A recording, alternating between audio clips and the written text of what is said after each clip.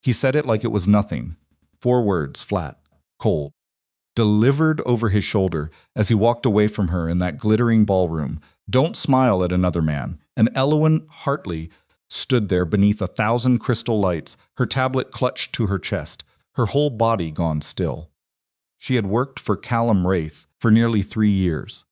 She had managed his impossible calendar, absorbed his silences, quietly kept his empire from unraveling at the edges. She had never once crossed a line, and in 10 seconds, he had crossed every single one.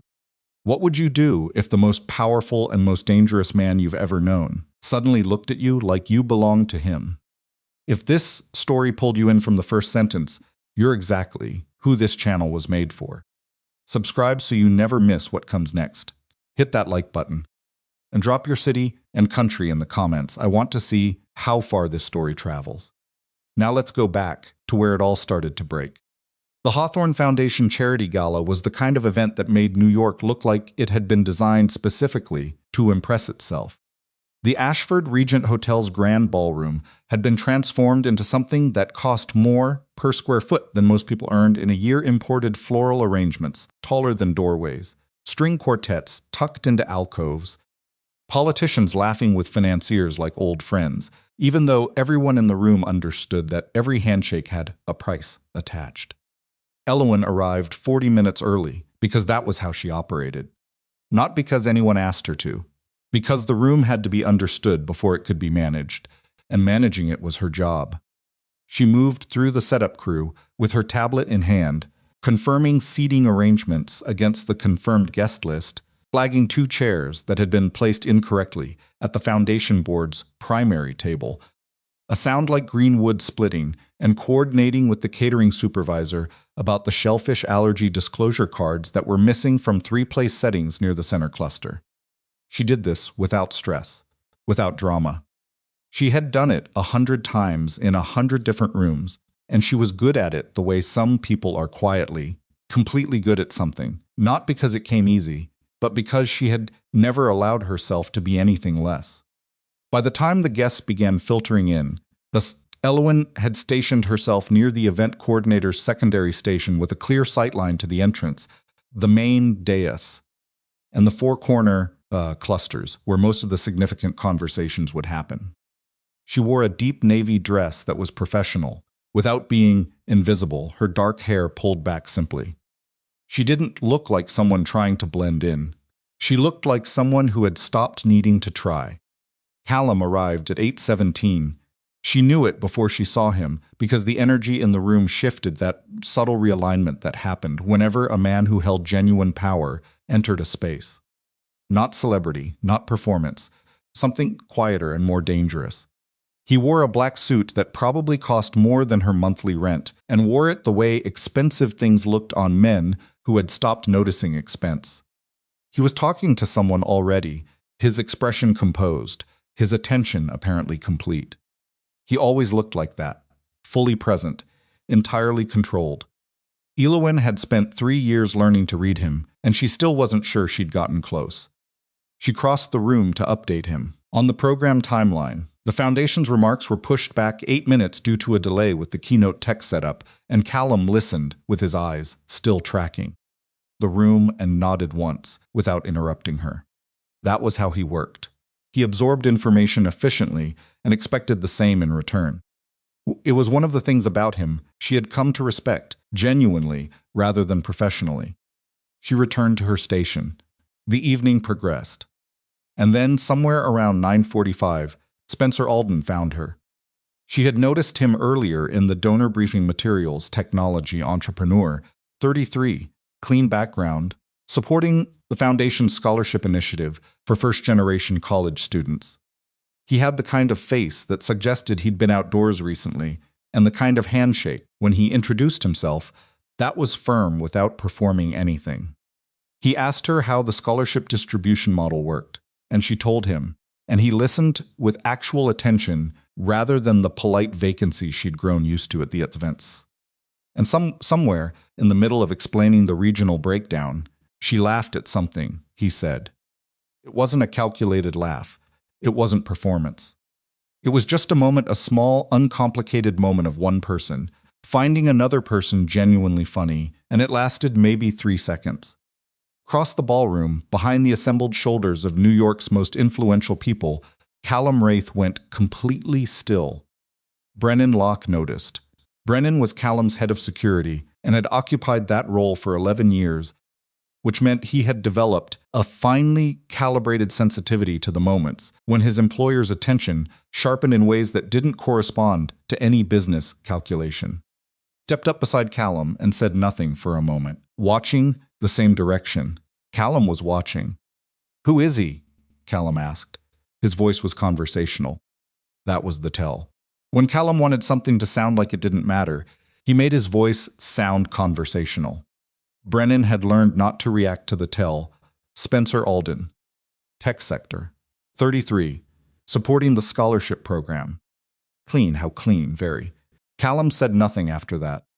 He took a single slow sip from the glass in his hand and continued, watching Spencer Alden make Elowen Hartley laugh. And something shifted in his expression that Brennan had never seen there before. It wasn't anger. Callum's anger was cold and organized and had a purpose. This was different. This was a man wanting something he hadn't accounted for, discovering that the absence of a contingency plan felt like a physical inconvenience. Brennan filed it away. The gala wound down gradually the way these events did, the energy slowly releasing. The conversations getting shorter, the coats beginning to reappear at the coat check. Elowen was among the last of the support staff still working, confirming the vendor closeout checklist with the hotel's event coordinator. Scene. By the time she crossed the emptying ballroom toward where Callum stood with Brennan and 2 departing board members, the string quartet had packed up and the overhead lights had been raised to working brightness, which made the whole room look suddenly ordinary and tired. She pulled up tomorrow's first appointment on her tablet. "Your 8:15 with the Morrow Group got pushed to 9:30, she said. "They requested the shift this afternoon. The Meridian call is still on at 11, and your 2 o'clock with legal is confirmed." Callum looked at her, not at the tablet, at her. It lasted a fraction too long, and she almost asked whether he'd heard her, and then he said it. "Don't smile at another man like that again." Elowen's thumb stopped moving on the tablet screen. The 2 board members had already moved away. Brennan had turned slightly, facing the other direction, with the professional discretion of a man who had learned when not to witness things. Callum held her gaze for exactly 2 more seconds, not challenging, not cruel, just completely direct, and then he turned and walked toward the exit. Elowen stood in the middle of that emptied ballroom, the overhead lights harsh above her, and she did not move for a long moment. She replayed the sentence. She turned it over. She tested every possible interpretation, a joke, a misfire, a warning about something professional she had missed, and none of them held. The sentence meant exactly what it sounded like it meant. He had watched her laughing with another man at a charity event and had responded by issuing what could only be described as a command. She was not his. She had never been his. She worked for him.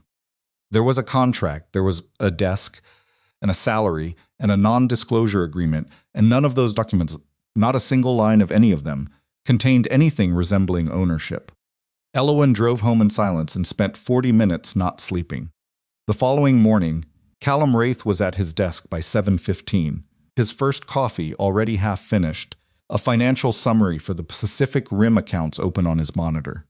When Elowen arrived at 8 o'clock, she was dressed professionally, her expression composed, her first message of the day a schedule update for the 11 o'clock call. She said nothing about the gala. He said nothing about what he'd said. They were both very good at pretending. The morning passed without incident. Elowen managed 3 calls, redirected an investor inquiry to the appropriate division director, and caught a scheduling error in the legal team's calendar that would have caused a conflict with the Meridian partners. Callum held 2 meetings, reviewed the Morrow Group's revised proposal, and responded to 4 pieces of correspondence that required his direct signature. Everything was correct. Everything was professional. Everything was completely normal. Spencer Alden arrived at 10:43. He came through the main reception with a paper bag from a bakery 2 blocks from the hotel where the gala had been held, which meant he'd gone out of his way rather than just picking something up near the office. He approached Elowen's desk with the specific ease of a man who was not trying to impress anyone, set the bag down, a sound like green wood sits, and said he'd noticed she hadn't eaten anything at the gala while she was coordinating the event and figured she might appreciate something actual for breakfast. Elowen looked up from her screen. You noticed that? I noticed things, Spencer said, without making it sound like anything other than a straightforward statement. She thanked him. She opened the bag. She smiled. 40 feet away, through the floor-to-ceiling glass wall of the corner conference room, where he had positioned himself to review documents, Callum Wraith watched every second of it. He told himself he was reviewing documents. He was not reviewing documents. He watched Spencer lean against the edge of the desk, with the posture of someone who felt comfortable in a space he'd just entered for the second time in his life. And he watched Elowen open that bakery bag. And he watched her smile, that same unguarded 3-second laugh she'd had at the gala, and something tightened in his chest, so hard and fast that he had to consciously regulate his breathing. He set the documents down. He picked them up again. He crossed to the door of the conference room and walked to the coffee station on the pretense of refilling a cup that was still 2/3 full. The coffee station was 11 steps from Elowen's desk. He filled the cup. He did not acknowledge Spencer directly, offered a brief nod at Elowen with something clipped about confirming the 11 o'clock start, and returned to the conference room. Brennan was waiting for him, with the expression of a man who had seen the coffee station performance and had many thoughts about it. Not a word, Callum said. I didn't say anything. You were about to. I was going to say the 11 o'clock participants are confirmed. Brennan paused, and then I was going to say something else. Callum said nothing, which was permission. You've walked past her desk 4 times this morning, Brennan said. 3 of those times you had no reason to be in that part of the office. She's going to notice. She's already noticed, Callum said. Then you have a problem. Callum looked through the glass at Spencer Alden, who was now showing Elowen something on his phone, probably related to the scholarship program, probably completely legitimate, probably entirely meaningless, and the problem was that it didn't matter. The content of their conversation was not the issue. The issue was that Spencer Alden seemed entirely comfortable taking up space in Elowen's attention, and Callum could not identify when or how he had developed such a strong opinion about that. He had told himself for 3 years that his regard for Elowen was professional, practical. She was extraordinarily competent and therefore valuable, and he treated her accordingly. He paid her well. He ensured her work environment was stable.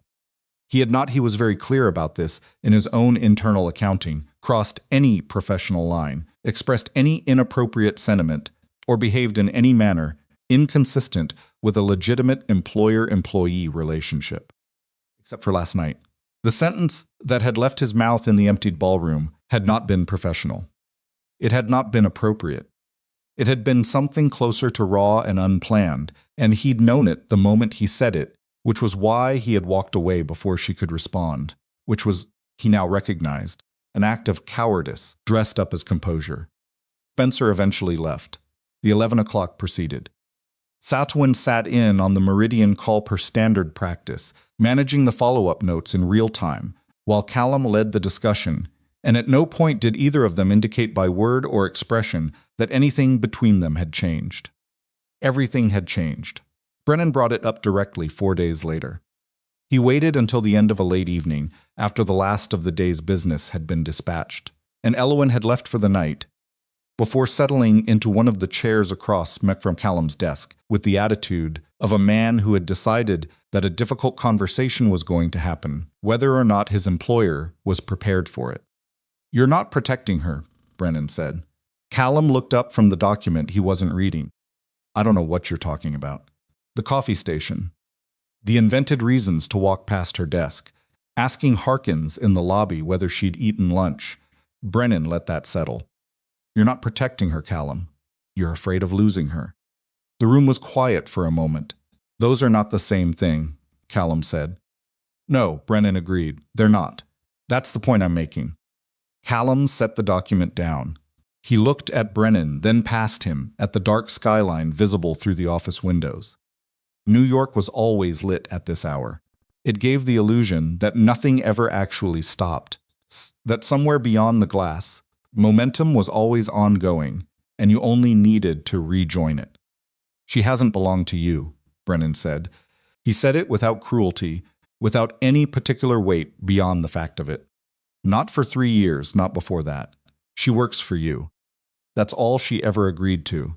The sentence landed somewhere specific, and Callum didn't answer it. He had been trying not to follow the thought where it led. But sitting in the quiet of his office at 9:40 in the evening, Brennan's words hanging in the air, he found that he couldn't redirect it anymore. He started counting backward, 3 winters ago.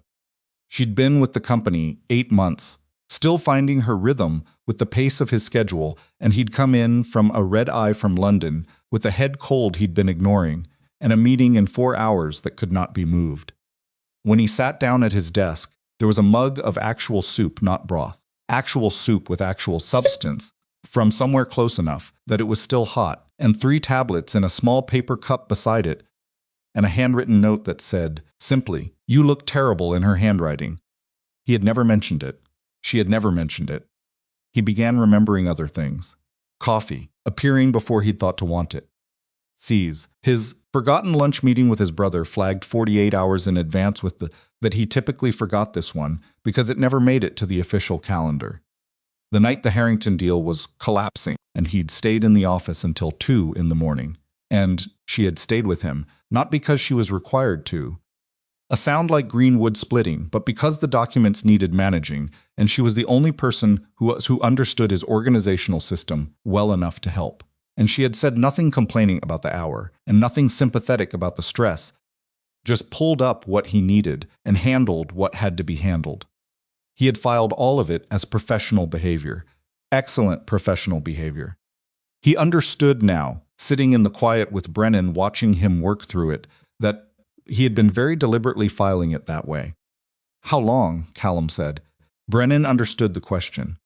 "Long enough that you should have noticed before he did." He meant Spencer. He meant that a man who had met Elowen once at a charity event had paid enough attention to know she hadn't eaten dinner, had gone out of his way to bring her something the next morning, and had subsequently requested her specifically as a company liaison for an ongoing partnership. Spencer Alden had noticed Elowen Hartley in 45 minutes. Callum Wraith had taken 3 years and a stranger to understand what he'd been looking at.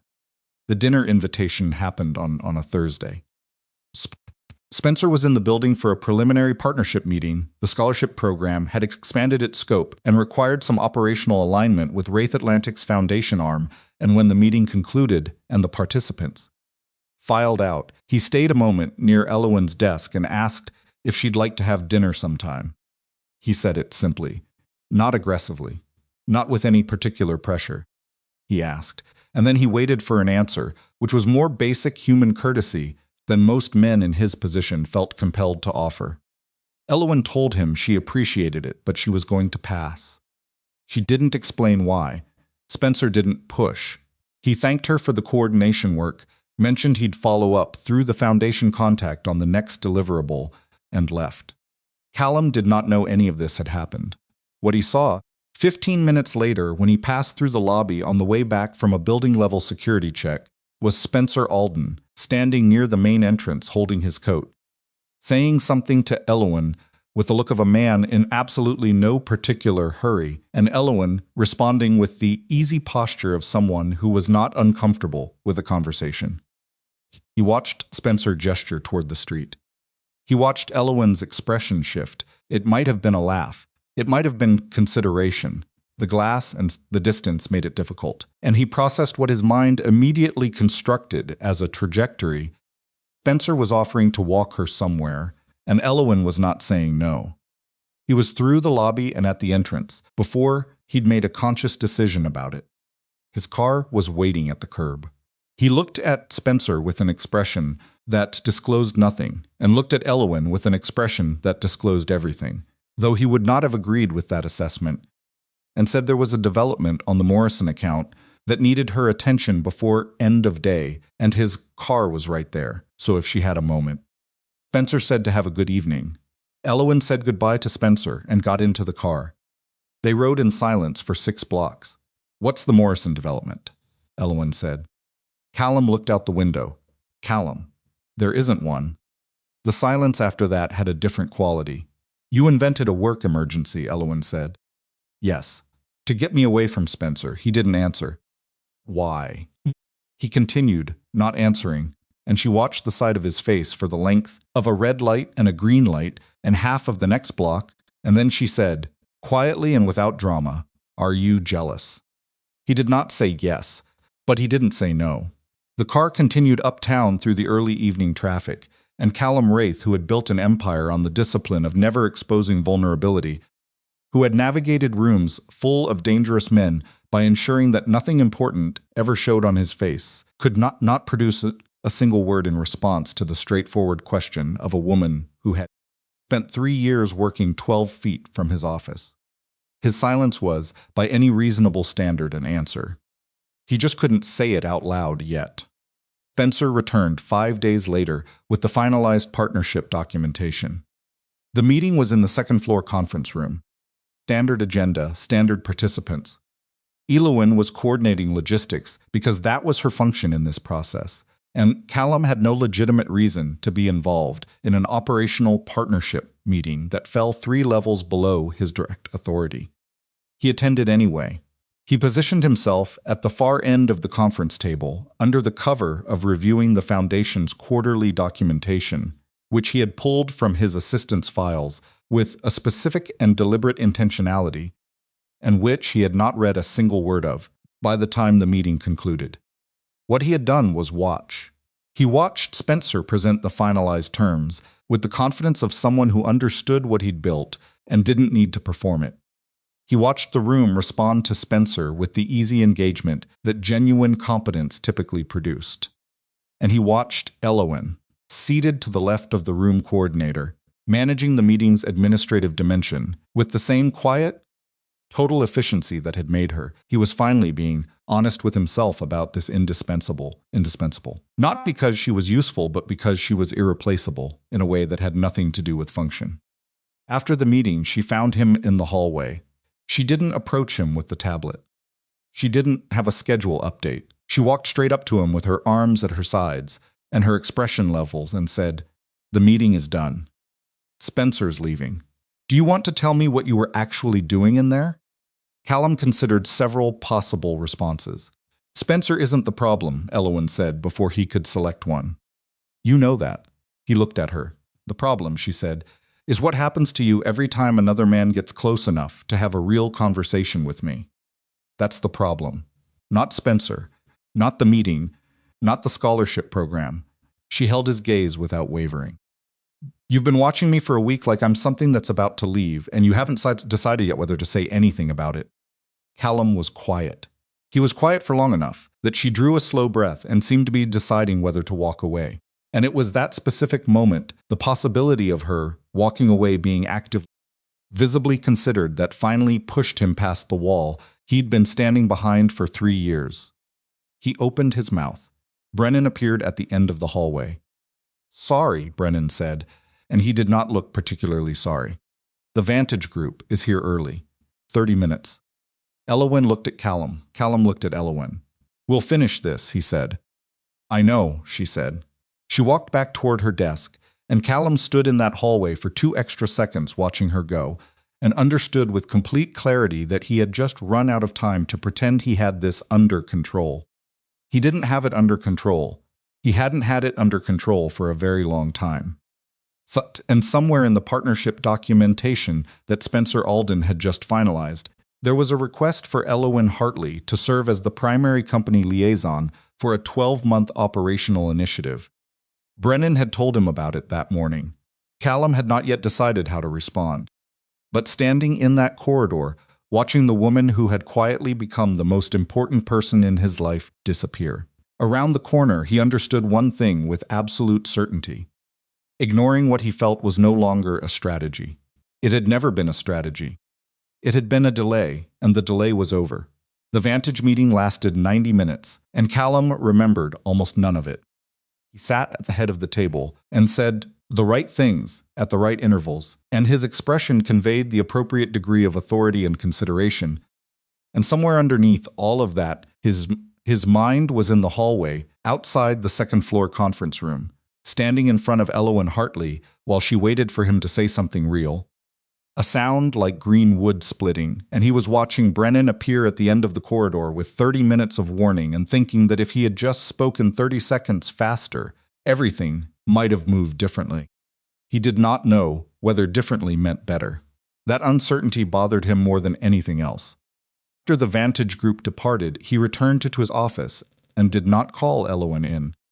He told himself this was because the end of day was approaching, and there was nothing productive about beginning a conversation that required actual time when time was already expired.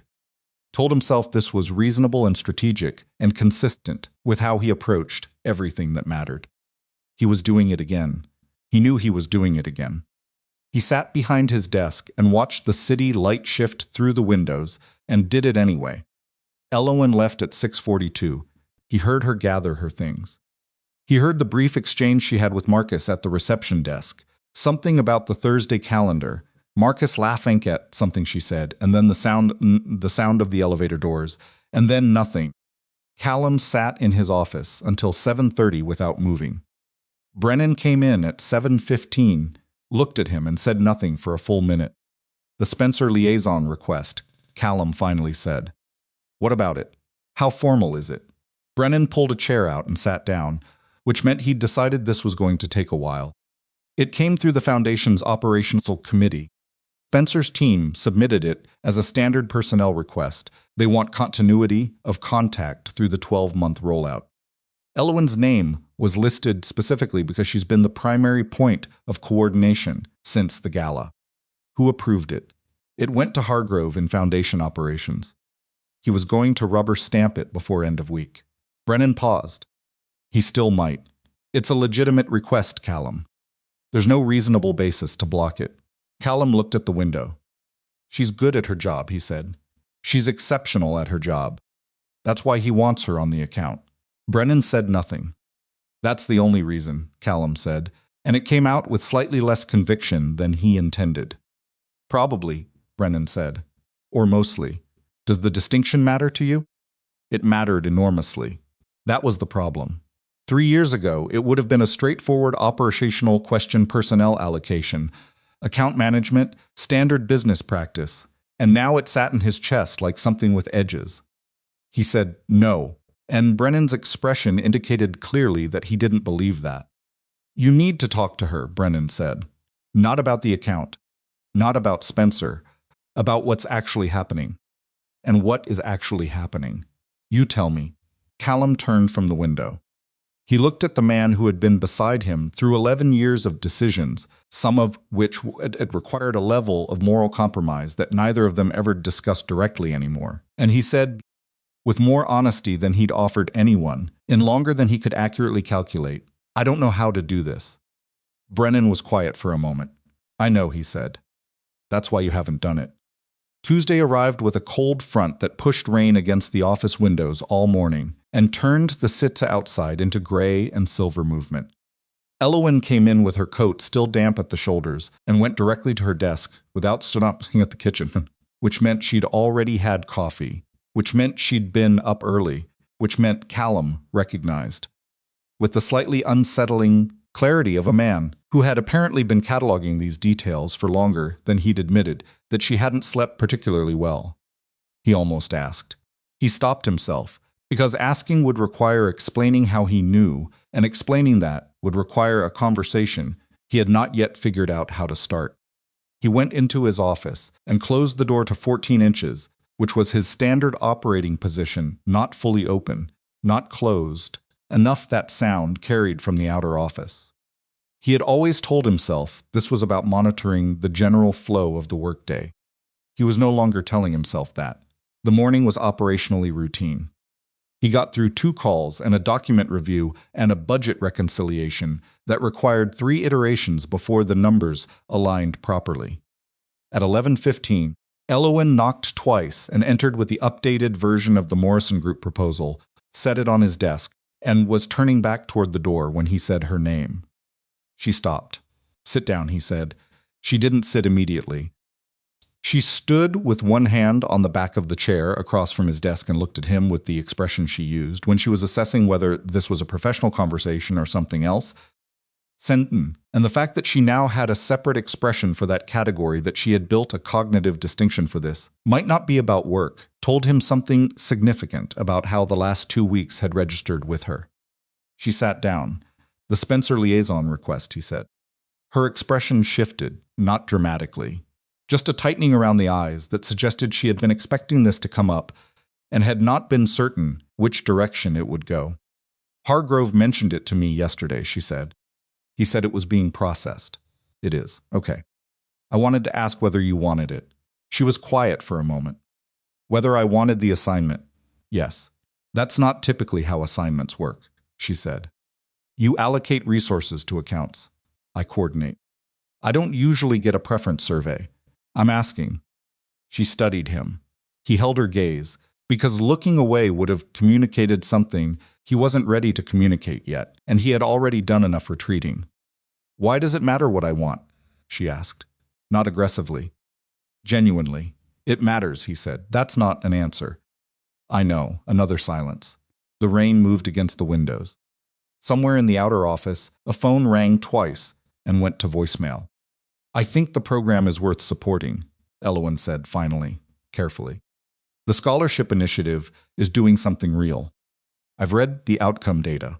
These are kids who wouldn't otherwise have a path, and the foundation structure is actually delivering.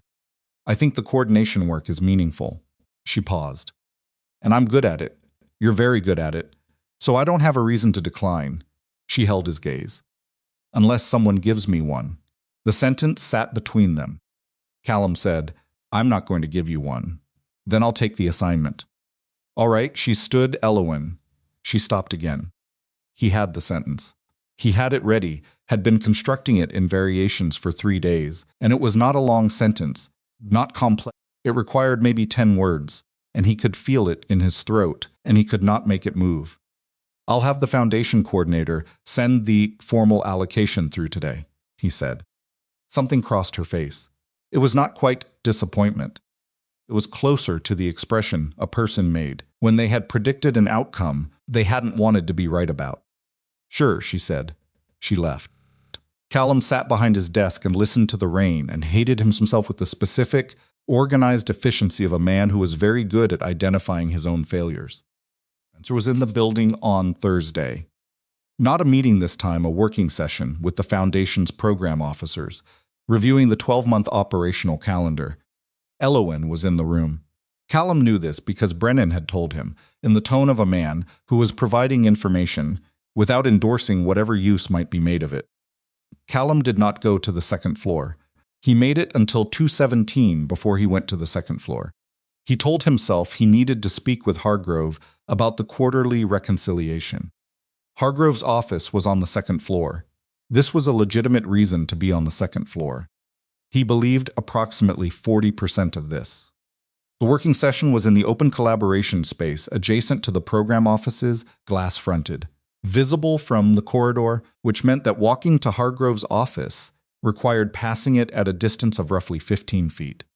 Callum walked to Hargrove's office. He confirmed the quarterly reconciliation detail in 90 seconds because it was a simple question that required a simple answer. He thanked Hargrove. He turned to leave.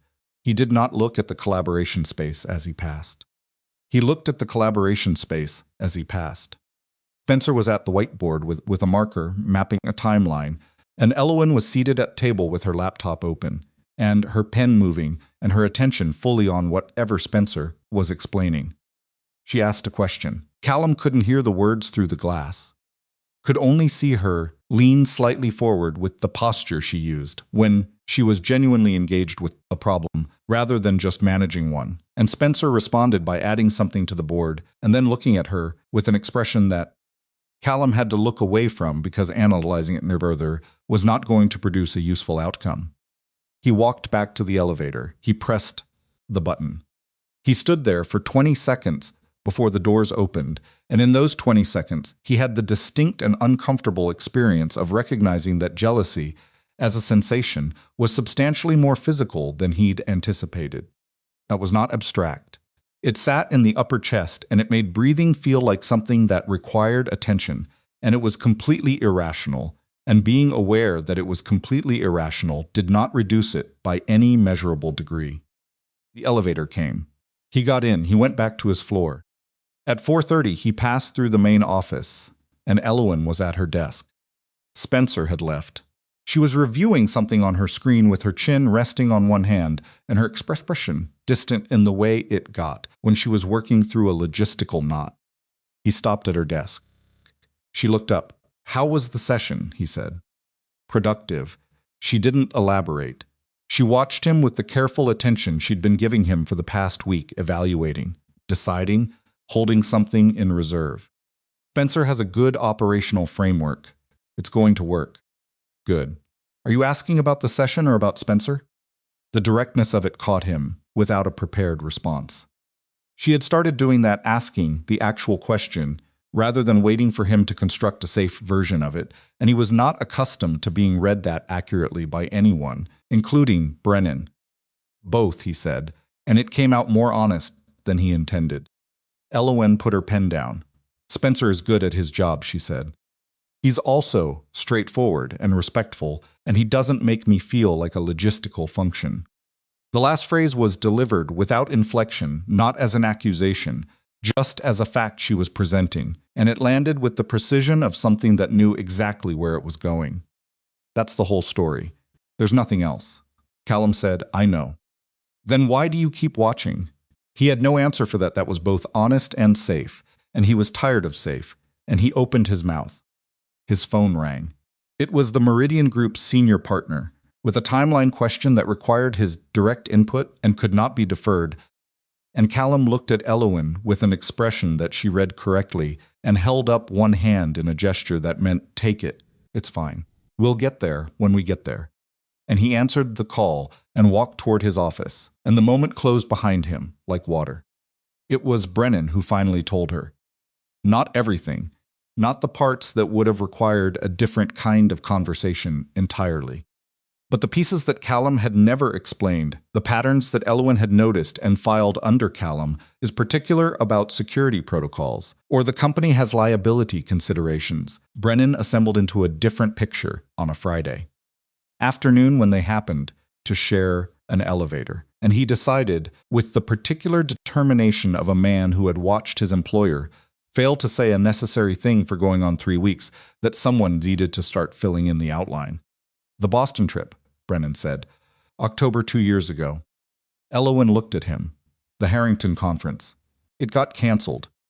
"Rescheduled," Brennan said. "Officially. The actual reason was a storm system that was tracking towards the city faster than the public forecast indicated. The decision to reschedule came from Callum's office the morning you were supposed to depart." She was quiet. "The car service," Brennan continued. "You've had standing after-hours transportation for the past 2 years. You probably assumed that was standard. I assumed it was a company policy for senior coordinators. There's no such policy." He let that settle. "There's a standing order from Callum's security allocation. It's been renewed every quarter without exception." The elevator reached the lobby. Neither of them moved immediately. "Kellner Group," Brennan said, "last spring, when they approached you about the senior operations role. I didn't take that seriously. Their offer was aggressive, but the company structure was. Their offer was aggressive because 2 of their senior acquisition staff were running a retention operation," Brennan said. "They had a pattern of targeting coordinators from competitor organizations, making inflated offers, and using the transition period to extract operational intelligence. They weren't interested in your skills. They were interested in what you knew." He paused. "By the time they contacted you, Callum had already had that information for 10 days, and had addressed it through channels that ensured they had no further interest in targeting anyone from this organization." Elowen stood very still. "He didn't tell me," she said. "No. He let me think I'd just been headhunted and decided it wasn't worth pursuing." "Yes. Why?" Brennan considered how to answer that. "Because telling you would have required explaining how he knew, which would have required a conversation he wasn't ready to have." The lobby moved around them, the quiet late Friday movement of a building winding down, People heading for elevators and exits, the security desk, doing its end-of-shift handoff. Elowen looked past Brennan at the revolving door, at the gray afternoon beyond it, and something shifted behind her eyes that was not quite anger and not quite the absence of it. "How long has he been doing this?" she said. Not a question directed at Brennan specifically. More like a sentence that needed to exist outside her own head. "Long enough," Brennan said, that he stopped noticing he was doing it and started treating it like infrastructure. She absorbed that. "Why are you telling me this?" she said. Brennan's expression did something complicated. Because he's not going to. Not in any timeline that makes sense. And because you deserve to have the complete picture before you make decisions. "What decisions?" "The ones you're about to have to make," Brennan said. "Whether you know it yet or not." He stepped out through the lobby door into the gray afternoon, and Elowen stood inside the glass for a long moment, and then she turned and walked back to the elevator, not toward the exit, because she needed to think, and she needed space, and she needed to get through the weekend before she did something with the information that she couldn't undo. Monday came in cold and clear, the kind of autumn morning in New York that felt like a warning delivered beautifully. Elowen was at her desk at 7:50. Callum arrived at 8:10, registered her presence without comment, and was almost to his office door when she said, without looking up from her screen, "You canceled the Boston trip." He stopped. "The Harrington Conference," she said. "October 2 years ago," she looked up. "You knew about the storm and you rescheduled without telling me why." He turned around slowly. He looked at her, with the expression of a man who had known for a long time that a particular reckoning was coming and had simply been unable to predict its exact form. "Yes," he said, "and the car service, and the Kellner group." Pause. Longer than the others, yes, she stood up.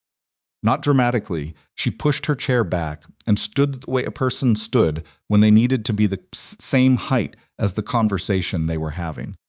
"You built a system around me," she said, without asking. "Without telling me. You made decisions about my safety and my professional opportunities and my daily routine, and you never once." She stopped.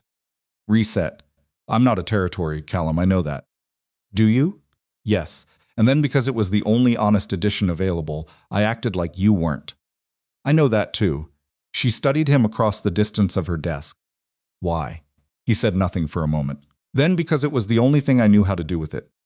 "With what?"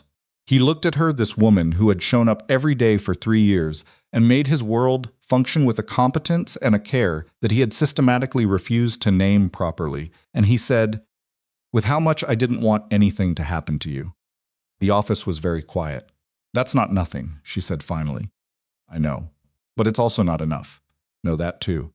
She sat back down, not dismissively, more like she needed the desk between them, while she decided what to do with what he'd just handed her. "Spencer asked me to dinner," she said. "The day you intercepted us in the lobby." That's what he was asking. Callum's jaw tightened. Once he controlled it. "I told him no," she said. He looked at her. "Not because of you," she said. "I want to be clear about that. Told him no because it wasn't what I wanted. Not for any other reason." She held his gaze. "But I need you to understand that the decision was mine. Not yours. Mine. I understand that. I don't think you did 2 weeks ago." "No," he said, "I didn't." She nodded slowly, processing something. Then she said, in a tone that had shifted from confrontation to something quieter and more careful, "What do you want, Callum? Not what you think you're allowed to want. What do you actually want?" He had not been asked that question in a direct form in longer than he could accurately remember. He opened his mouth, his office phone rang. Then Elowen's desk line. Then Brennan appeared in the corridor doorway, with his phone to his ear, and the expression that meant something had broken loose at an operational level that could not be deferred. "The Vantage Group is pulling their commitment," Brennan said. "Their legal team's been on with ours for 20 minutes. Hargrove needs you immediately." Callum looked at Elowen. Elowen looked at Callum. "Go," she said quietly. "We're not done." But go he went. And as he moved toward the conference room, where the Vantage crisis was already in full collapse, he understood with the specific clarity of a man who had spent too long mistaking momentum for control that the conversation he had just left unfinished was the only one that actually mattered, and that the next time it opened, there would be no phone call, no meeting, no invented emergency to step behind. The next time, he was going to have to stand in the open. And that afternoon, while Callum was still in the Vantage damage control session, Elowen received a message from the Seattle Division's Executive Recruitment Office congratulating her on being formally nominated for the position of Executive Operations Director and requesting a response regarding her availability for a preliminary interview. She read it twice. She set her phone face down on her desk. She looked at Callum's closed office door, the frosted glass, the muffled voices behind it, and understood that the question she'd just asked him, the one he hadn't answered, now had a 48-hour clock attached to it. Whatever he felt, whatever he'd been circling for 3 years, whatever he couldn't yet say, out loud he was out of time to leave it unsaid. And so was she. The Seattle message sat on Elowen's phone for 2 hours and 40 minutes before she picked it up again. She did not respond to it. She did not forward it to anyone. She set it back down and finished the afternoon's remaining tasks with the kind of mechanical precision that came not from calm but from the specific discipline of a person who had learned early that falling. A part at the wrong moment cost more than it was worth. She confirmed 3 vendor payments. She prepared the Thursday briefing package. She rescheduled a board call that had conflicted with the Vantage cleanup meeting. She did all of it correctly, correct and completely, and she did not think about the message while she was doing it, which was a skill she had developed over years and which served her now with the quiet reliability of something long practiced. At 5:50, Callum's conference room door opened. He came out looking like a man who had spent 3 hours preventing something expensive from becoming catastrophic, the particular exhaustion of damage control, which was different from regular exhaustion, because it left a residue of sustained tension in the shoulders and around the jaw that the ordinary tiredness didn't produce. He registered her at her desk, with a look that carried the memory of their interrupted conversation like something he'd been holding the whole time. She let him get to within 10 feet before she said, "I got a message from Seattle." Stopped. "The Executive Recruitment Office," she said. "Formal nomination for the Operations Director position. They want a response on interview availability." The remaining color in Callum's face already diminished by 3 hours, with legal completed its retreat. He said when? This afternoon. During the Vantage session, he came the rest of the way to her desk, slowly, and stood on the other side of it. He did not sit. He looked at her with an expression that was completely undefended, in a way she had never seen from him before. Not the careful openness he sometimes deployed in negotiations, not the controlled vulnerability of a man choosing what to show, but the look of someone who had run out of both performance and protection at the same moment. "How long do you have?" he said. 48 hours for a preliminary response. He nodded once. Small movement, like he was absorbing a hit he'd known was coming and was just confirming it had arrived. "Okay," he said. "That's all you have to say." "No," he said. "It's not. But the rest of it." He stopped, looked at her directly. "Not here. Not at the end of the day with both of us running on nothing. Tomorrow morning. First thing. Before anything else." She studied him. "You're not going to disappear on me again." "No." "Or invent a meeting." "No." She held his gaze for another 3 seconds, measuring something she couldn't quite name. Then she picked up her bag and her coat and said, 7:30, and walked to the elevator. He watched her go. He stood at her empty desk in the quiet office for a long time after the elevator doors closed, and then he went back into his office and closed the door and sat in the dark for a while without turning on the lights. A sound, because the city through the windows was providing enough illumination, and because the dark made it easier to think clearly about things he didn't want to think about at all. Brennan found him there at 7:15. "The Vantage situation is stabilized," Brennan said, dropping into the chair across the desk without being invited. "Legal got them calmed down. It'll cost the company about 300 in concessions, but the commitment holds." "Good, you look terrible." "I know, Seattle," she told you. She didn't have to. I knew it was coming. Brennan leaned forward, elbows on his knees, with the posture of a man delivering something he'd been constructing for a while. You need to hear something, and you need to actually hear it rather than file it. Callum waited. The criminal operations, Brennan said. The air in the room changed. Callum's expression didn't move.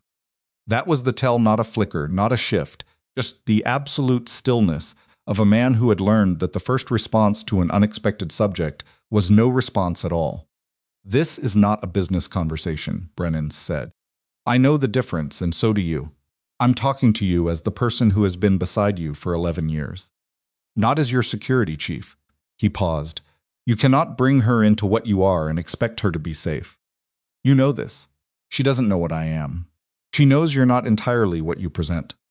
She's intelligent enough to have sensed the outline even if she doesn't have the details. Brennan's voice stayed level. And the moment this becomes real between you two, the moment it stops being professional and starts being personal, proximity to you becomes a liability that every enemy you have will recognize and use. Callum said nothing. There are people, Brennan said carefully, who already watch who moves in and out of your life, who watch what you protect, who understand that the fastest way to destabilize a man like you is not to attack his infrastructure, but to threaten something he can't replace. He stopped. You've spent 3 years keeping her at a professional distance, and she's still the most exposed person in your orbit. You know what that means if you move closer. I know what it means. Then you understand what I'm saying. I understand what you're saying, Callum said. I'm saying I know. Brennan sat back. He looked at his employer, this man he had followed, through decisions that had left marks on both of them, and said, So, what are you going to do about it?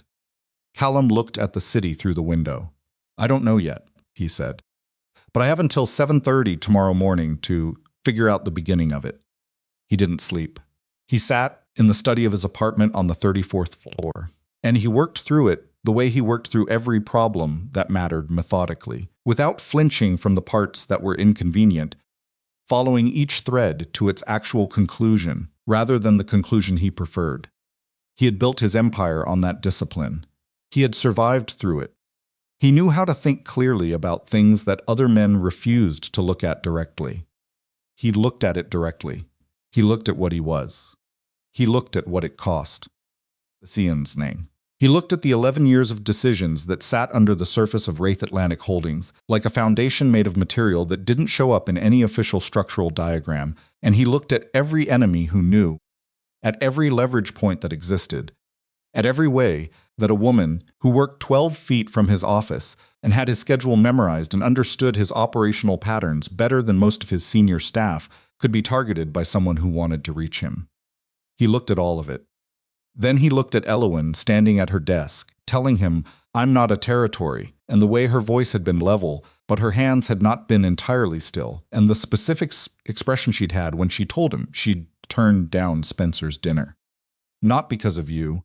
I want to be clear about that, and he understood, with the cold precision of a man who had spent his life making difficult calculations, exactly what the calculation in front of him actually was.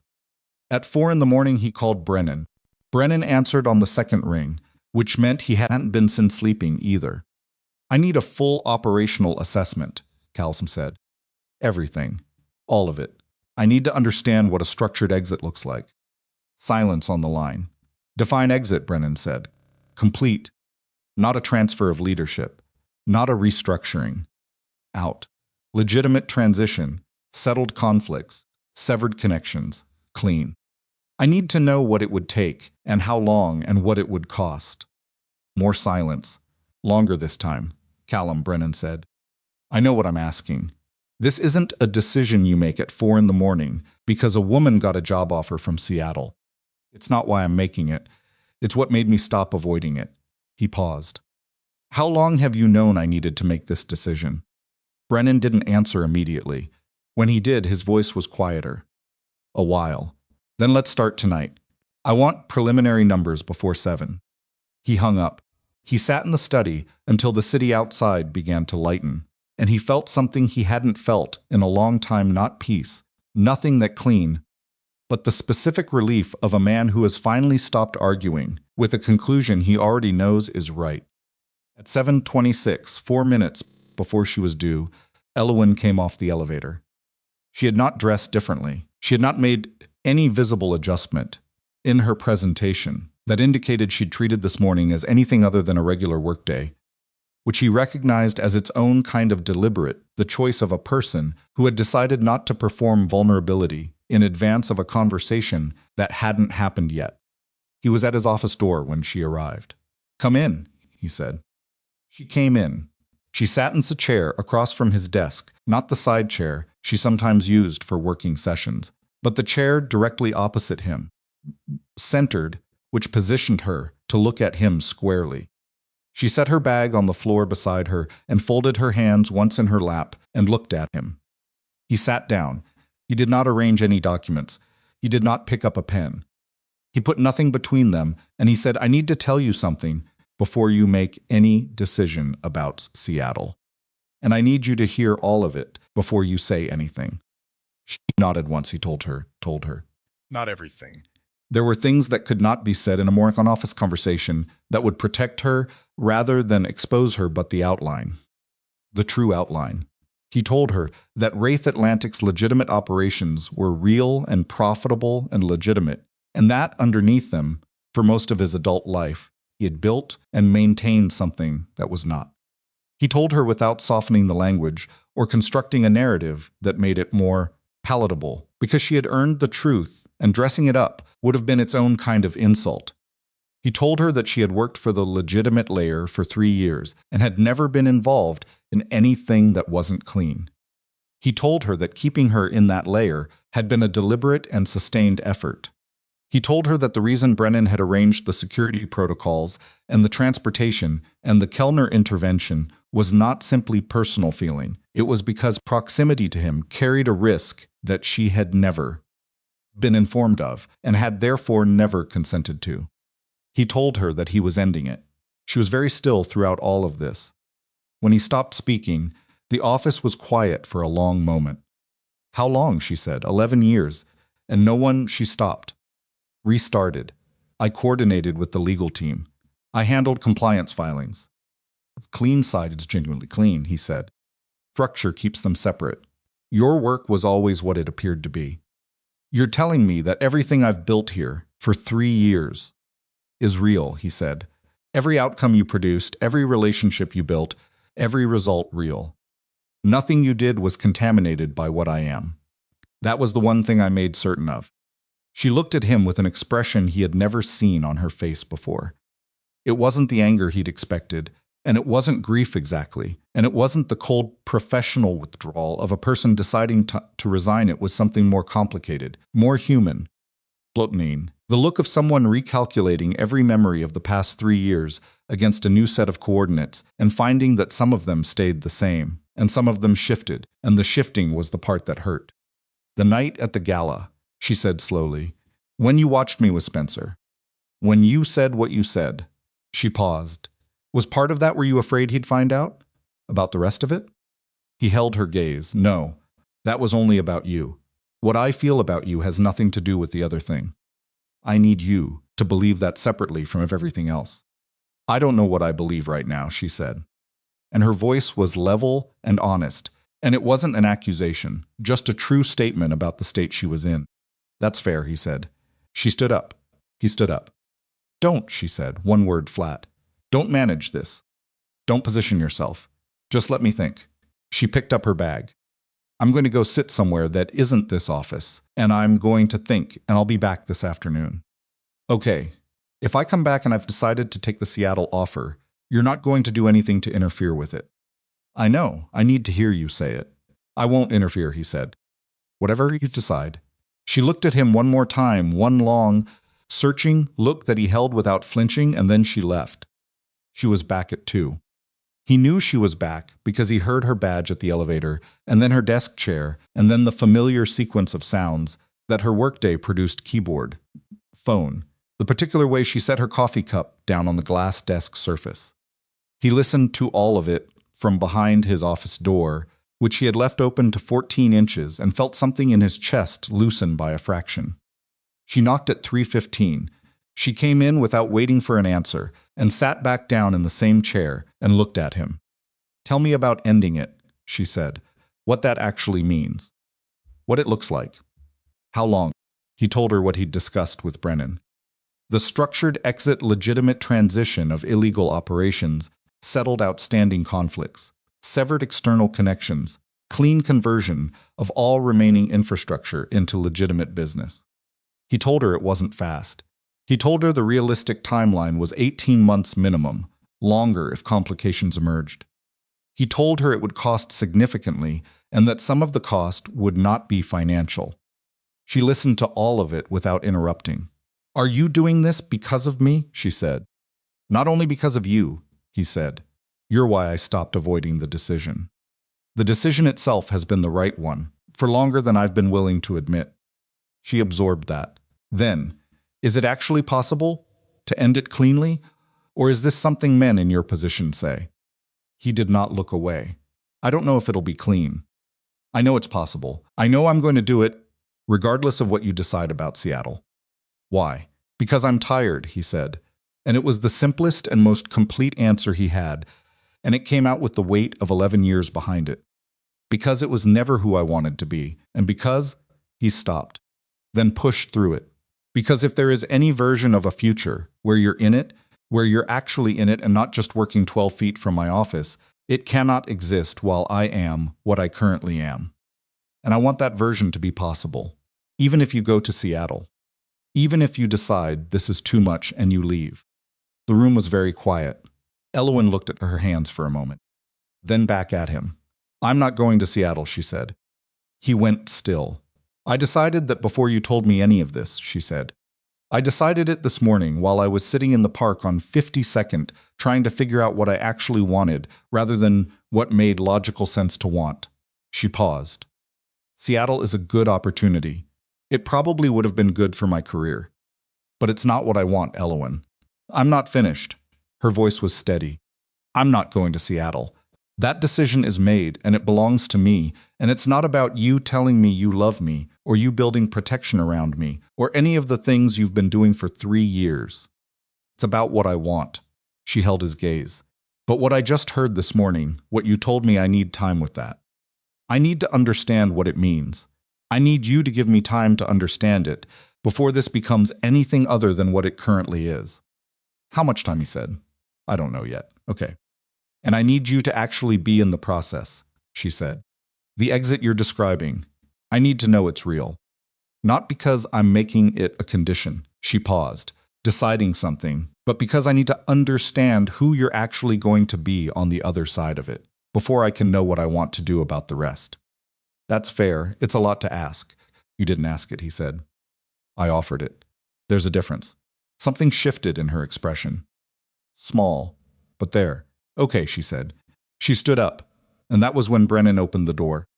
His face was the color of old concrete, and his jaw was set, and he had the particular stillness of a man who has just received information that he already knew was catastrophic and had spent the last 4 minutes confirming it before entering the room. "We have a problem," he said. Callum looked at him. "Hartwell knows," Brennan said. The name landed in the room like something physical. Callum's entire posture changed. Not dramatically. Nothing about him ever changed dramatically, but Elowen felt it from across the desk, the way the temperature of a room drops before a storm, a shift in pressure rather than visible movement. "Knows what?" Callum said. His voice was flat in a way it hadn't been for the entire morning. "About the exit conversations," Brennan said. "About the operational assessment you requested at 4 this morning. He has a source inside the network, and that source flagged the inquiry within 2 hours of it being made." Brennan looked at Elowen briefly, a look that contained both apology and urgency, and then back at Callum. "He's interpreting it as a power consolidation play. He thinks you're restructuring to cut him out before moving the assets." "That's not—" "I know what it is," Brennan said. He doesn't. And Hartwell's response to a perceived betrayal is not to wait for clarification. He paused. He's already moved. He's called in 3 external contacts. He's positioning himself as if you've already declared. Callum stood up from behind his desk. He was a different person standing than he had been sitting 30 seconds ago. Not in posture, not in expression, in something underneath both. The particular quality of a man who had spent 11 years operating in a world where miscommunication had a body count and who still knew in every muscle how that world operated. How much time, Callum said. I don't know. Hours, maybe. He moves fast when he thinks he's been crossed. Callum looked at Elowen. She was watching him with the eyes of someone who had just seen a door open onto a room she hadn't known existed. Not afraid, not retreating, but recalibrating with a speed that told him she was processing rather than panicking. You need to go, he said to her. I'm not permanently. His voice was controlled, but the urgency underneath it was not hidden. Right now. Today. Not the office. Not your apartment somewhere Brennan designates and arranges. Until this is resolved. Callum. The man I just told you about, he said. Hartwell. He is the specific reason I told you proximity to me carried risk. He is that risk made concrete, and he is moving right now. He held her gaze with an intensity that left no room for argument. I need to manage this without being afraid for you at the same time. Cannot do both. Please, she looked at him. She looked at Brennan. She picked up her bag from the floor beside the chair. This isn't resolved, she said to Callum. None of this morning is resolved. I know. When you've done what you need to do, we finish the conversation. Yes, he said. Every part of it. She walked to the door. At the threshold, she stopped and looked back at him. One more time, this man she had worked beside for 3 years and thought she understood and now understood differently. This man who had told her the truth at significant cost and who was standing behind his desk with the particular expression of someone making calculations that he was not sharing. And she said quietly, Don't do anything you can't come back from. He held her gaze. He did not promise. And that absence, that single withheld promise, told her more about what the next hours contained than anything else he could have said. And she walked out of his office and into whatever came next, and the door closed behind her. And Callum Wraith turned to Brennan and said, Tell me everything. And his voice was the voice of a man who had spent the morning trying to become something different, and now had to go back, one last time, and be exactly what he had always been, because the alternative was losing everything he had just decided he wanted to keep. Brennan laid it out in 8 minutes. He did not editorialize. He did not cushion. He delivered the information the way he always delivered information that mattered in sequence with precision, without the pause that invited reaction before the picture was complete. Marcus Hartwell, 54, controlled the distribution network across the northern corridor that Callum's organization had relied on for 6 years. Not a partner in any formal sense, a contractor technically, insulated by 3 layers of operational separation, but the kind of contractor whose involvement was deep enough that his cooperation was structural rather than optional. Hartwell had built his position carefully, over a long time, and he had built it with the specific intelligence of a man who understood that the most durable form of leverage was not money or threat, but irreplaceability. He had made himself irreplaceable, and now he believed Callum was trying to remove him before executing an asset consolidation, a move that, in the world both men inhabited, meant that the person being removed did not get to retire. He has 3 external contacts mobilized, Brennan said. Rourke, who handles collections across the waterfront. A man named Diaz that I've only seen in connection with Hartwell twice before, which means he's kept specifically for situations Hartwell considers serious. And a woman named Voss, who I've been tracking for 2 years because she doesn't do anything small. He paused. Voss is the one I'm concerned about. She's not muscle. She's a strategist. Hartwell brought her in because he's not planning a confrontation, he's planning a sequence. What kind of sequence? Callum said. The kind that begins with pressure on something you care about before it moves to anything direct. The word sat in the air. Callum looked at the door Elowen had walked through 4 minutes ago. Where is she? He said. Downstairs. Brennan's secondary driver is with her. She's not alone. That's not what I asked. Brennan met his gaze. She's safe right now. That's what I can tell you. It wasn't enough. Callum knew it wasn't enough, knew that Brennan knew it wasn't enough, and also knew that it was what existed, and that standing in his office arguing about sufficiency was not a productive use of the next 12 minutes. Voss, Callum said, if she's working a sequence, she's already started it. What's the first pressure point? Not what, Brennan said. Who? He pulled out his phone and showed Callum a photograph. Black and white, taken from a distance, time-stamped 2 hours ago. The location was outside a building on the east side that Callum recognized as the address of his brother Daniel's architecture firm. Callum's jaw set. Daniel doesn't know anything, he said. He doesn't have to know anything to be useful, Brennan said. Hartwell just needs you to know that he can reach someone you'd prefer he couldn't. Callum turned away from Brennan and pressed both hands flat on the surface of his desk and breathed once slowly through his nose. He cataloged what he felt: the spike of adrenaline, the tightening behind his sternum, the specific cold moved into his hands when stakes became personal, and he did not let any of it move his face. Then he straightened up. Call Daniel, he said. Don't explain. Just get him and his family out of the building and somewhere secure by end of business. Use the Whitmore safe house. Daniel knows the address from 3 years ago. He won't ask questions if you invoke it. Done. What else? I need the contact for Rourke's intermediary. The one Rourke uses when he wants deniability. Brennan's eyes sharpened. You're going around Hartwell. I'm going through Rourke, Callum said. Hartwell brought in 3 people. That means he's not certain. A man who's certain brings one and moves immediately. He's testing response, which means there's still a window. A small one. Small is enough. Callum moved to the cabinet behind his desk and opened the lower drawer, a drawer that contained nothing visible to anyone who had not been specifically shown, and retrieved a phone that had never been registered to any identity connected to Wraith Atlantic Holdings. He looked at it for a moment. He had not used it in 14 months. Get Rourke's intermediary on a line I can use within the hour. And get me Hartwell's current location. Hartwell won't meet with you. He will, Callum said, when he understands that the alternative is me delivering the Diaz connection directly to the federal task force that's been building a file on Hartwell's waterfront operation for the past 8 months. He looked at Brennan. He knows I have that material. He's always known I kept it as insurance. He just assumed I'd never use it because using it ends the network. It does end the network. I know, Callum said. That's why he'll believe I'm willing to use it. Brennan was quiet for a moment. You're going to destroy your own infrastructure to leverage a meeting.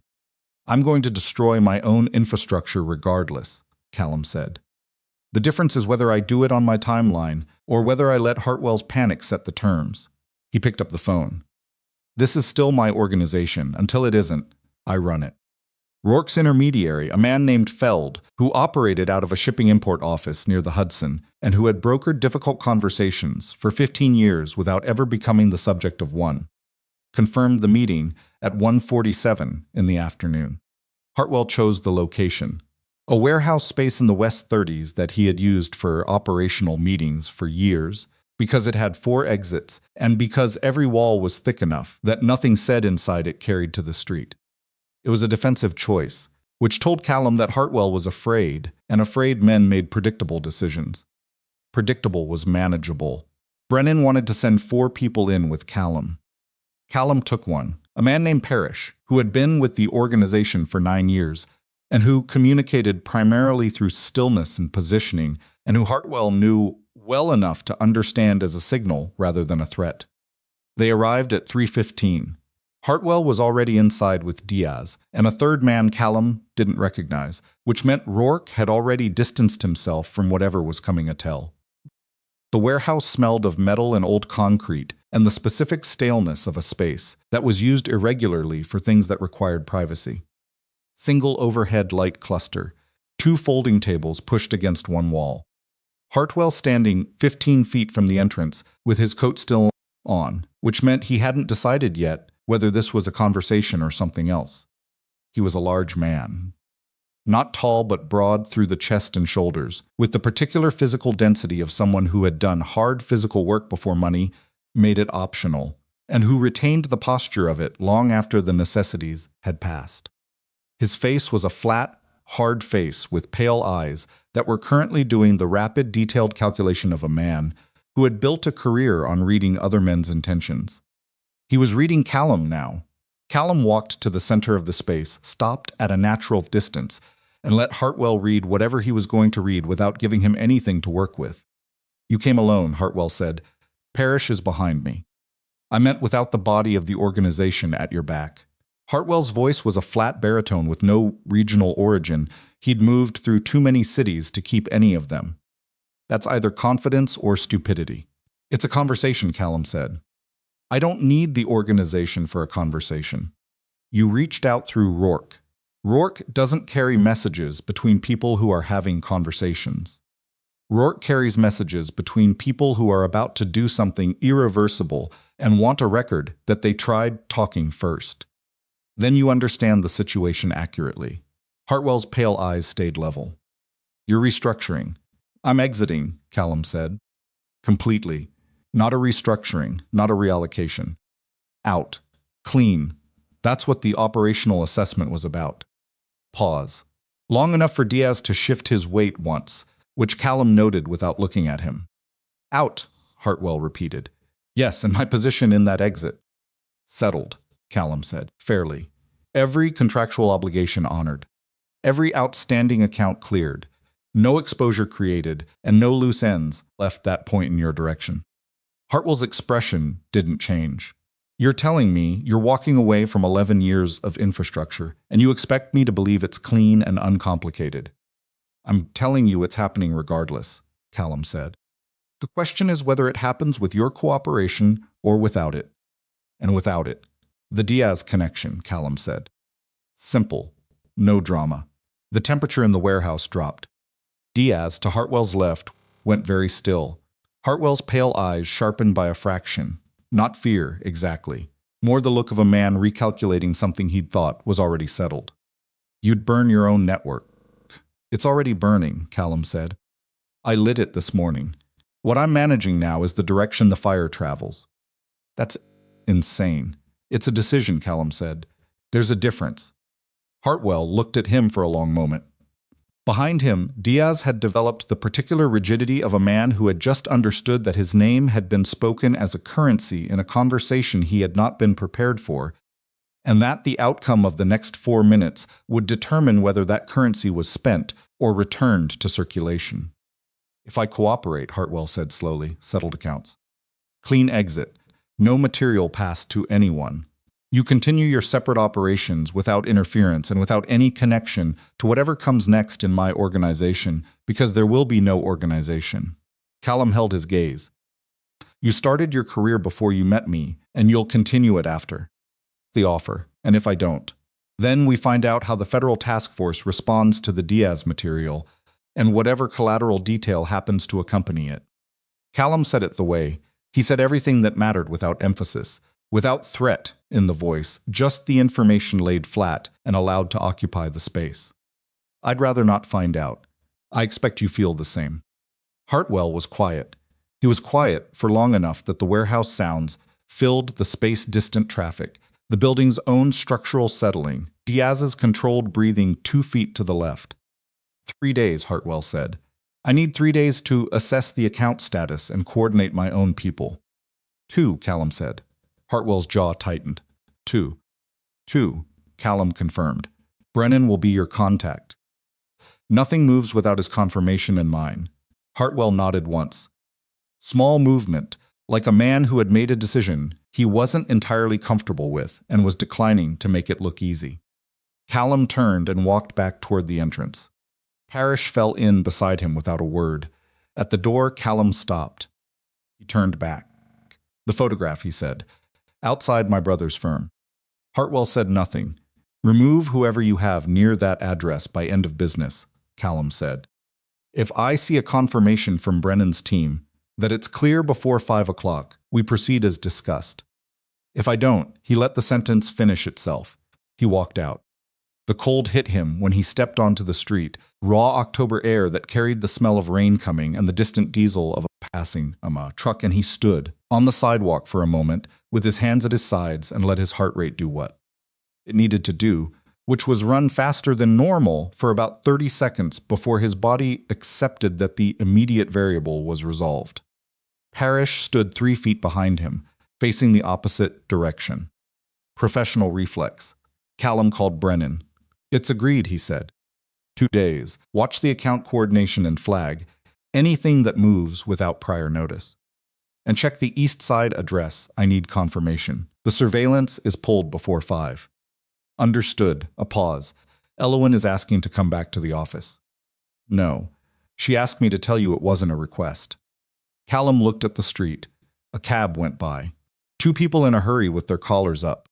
The city continuing at its own pace with no interest in anything that had just happened in a warehouse 30 feet behind him. Tell her tonight, he said. Tell her I'll explain tonight. She's not going to love that answer. I know. He paused. Is she safe? Yes. Then tonight. He hung up and got into the waiting car and spent the ride back to the office in complete silence, staring at the seat in front of him and turning the next 48 hours over in his mind, the way he turned every problem, looking for the variable he hadn't accounted for, the angle he hadn't examined, the assumption he'd made that wasn't actually secure. He found one at 4:40. He was in his office reviewing the operational timeline when his secondary phone, the unregistered one, received a message through a channel that should not have had that number. It was from Voss, not from Hartwell's operation, from Voss directly, which meant she was operating independently of Hartwell, which meant Hartwell's cooperation this afternoon had not pulled her back. A sound like green wood splitting, which meant she had either been contracted separately before the meeting, or she had a separate agenda that Hartwell's resolution didn't cover. The message was 4 words. We should talk first. Callum read it twice. He showed it to Brennan. Brennan's expression went through several things in rapid succession before settling on controlled concern. She reached you on that line, Brennan said. Yes.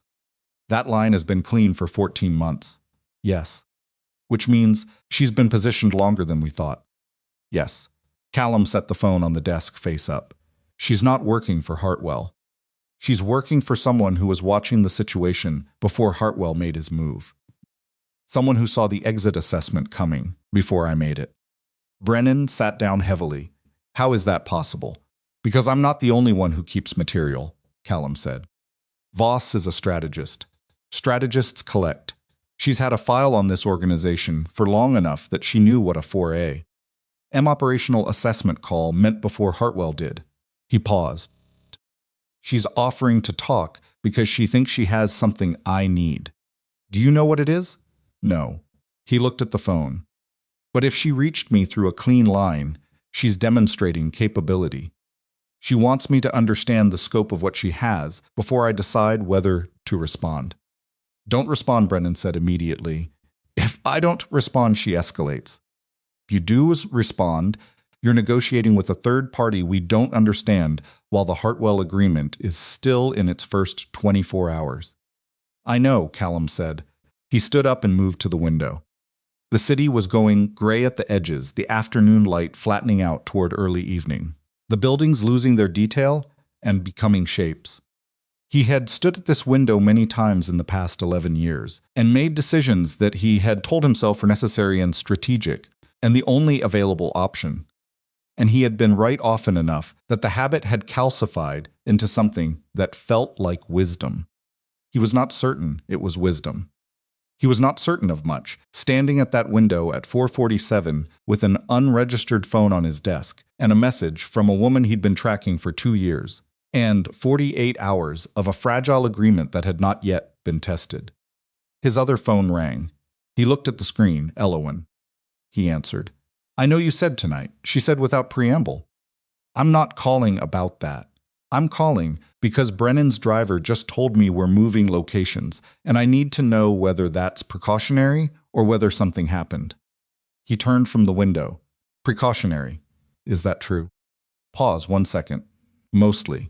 Callum, there's a complication I'm managing, he said. You're safe. That's not the complication. What is the complication? He looked at the unregistered phone on his desk. He looked at Brennan, who was watching him with the expression of a man waiting to see which direction the next decision went. Someone we didn't account for, he said. A third party. She made contact 20 minutes ago. She, a woman named Voss. She's been watching the organization for longer than I realized. He paused. She wants to meet. Are you going to? He didn't answer immediately. Callum. Elowen's voice was steady, But he could hear the thing underneath, that the steadiness, not fear, but the careful, controlled intensity of a person who was fully present in a situation they hadn't chosen and was choosing to remain present anyway. Are you going to meet with her? I don't know yet, he said. What does she want? I don't know that either. He pressed 2 fingers against his temple once, a gesture she'd seen him make only twice in 3 years. That's what I have to figure out before I decide. The line was quiet for a moment. Be careful, she said. Not plaintive, not frightened, just direct and clear, the same way she said everything that mattered.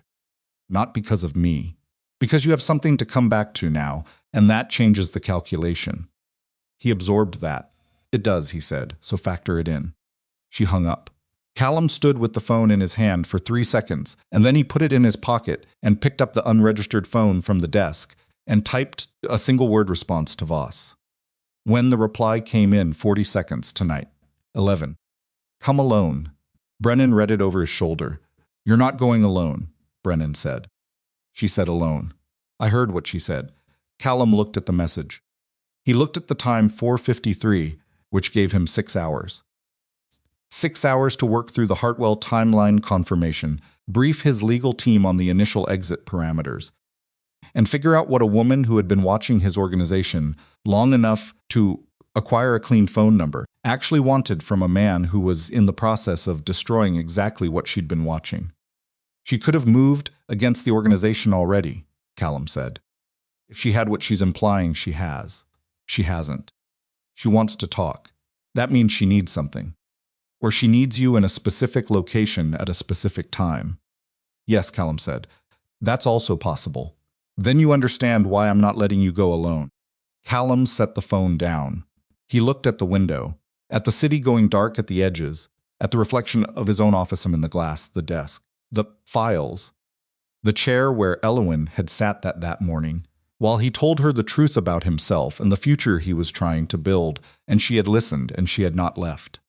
2 of your best, he said, positioned outside. She doesn't see them. The location is a setup. They move on a signal from me. And if you can't give the signal, then they use their judgment, Callum said. That's why I said your best. Brennan pulled out his own phone. I'll have names to you in an hour. Good. Callum moved back to his desk and sat down and pulled the exit timeline document toward him. Until 11, we work. Everything that can be advanced before tonight gets advanced tonight. Brennan nodded and started for the door. Brennan. He stopped. If something goes wrong tonight, Callum said. If the location is what you think it might be, and the signal doesn't come, Elowen goes somewhere completely clean. Not connected to me, not connected to the organization, not connected to anything I've built. Somewhere she builds whatever comes next, from a foundation that has nothing to do with any of this. Brennan held his gaze for a long moment. I know, he said. I've had that contingency ready for 2 months. Callum looked at him. I told you I noticed things before you did, Brennan said quietly. And then he left. Callum sat alone in his office with the exit timeline and the unregistered phone, and 6 hours between him and a meeting that could end the problem or become one. And outside the window, the city completed its transition from afternoon to evening, with the particular indifference of a place that had seen too much to be impressed by any of it, and he began to work. At 10:45, he left the building through the service entrance on the north side. Parrish drove. Brennan's 2 people he didn't know their names and had not asked, because Brennan's operational security was exactly what he needed it to be, were already positioned near the address Voss had sent, converted commercial building in the lower west side that had been a textile warehouse in another decade, and now held a mix of design studios and late-night production offices, most of which would be empty at this hour. Parrish dropped him at the corner and drove around the block. Callum walked the remaining distance alone. The building's lobby was dim and unstaffed, a keycard entry system with a directory that was mostly dark. Voss had sent a floor number in a follow-up message. 4th, east stairwell. He took the stairs. The 4th floor was corridor and closed doors, and the low hum of an HVAC system that hadn't been updated since the building's previous life. The east end had a single door with light, showing underneath it warm light lamp rather than overhead, which told him she'd been here long enough to set up for comfort rather than urgency. He opened the door. She was seated at a drafting table that had been left by a previous tenant, with a laptop open and a manila folder beside it, and a cup of something that was no longer steaming. Mid-40s, a face that was sharp-featured and deliberately neutral in the way faces got when they'd spent years being assessed by dangerous people, and had learned to give nothing away by default. She looked at him the way someone looked at a confirmed appointment rather than a threat. "You came?" she said. "You knew I would. I hoped you'd calculate the same way I calculated." She gestured at the chair across the drafting table. "Sit down. This will take a few minutes, and then you'll want time to think before you respond." He sat. She opened the manila folder and turned it to face him. He looked at the first page, then the second.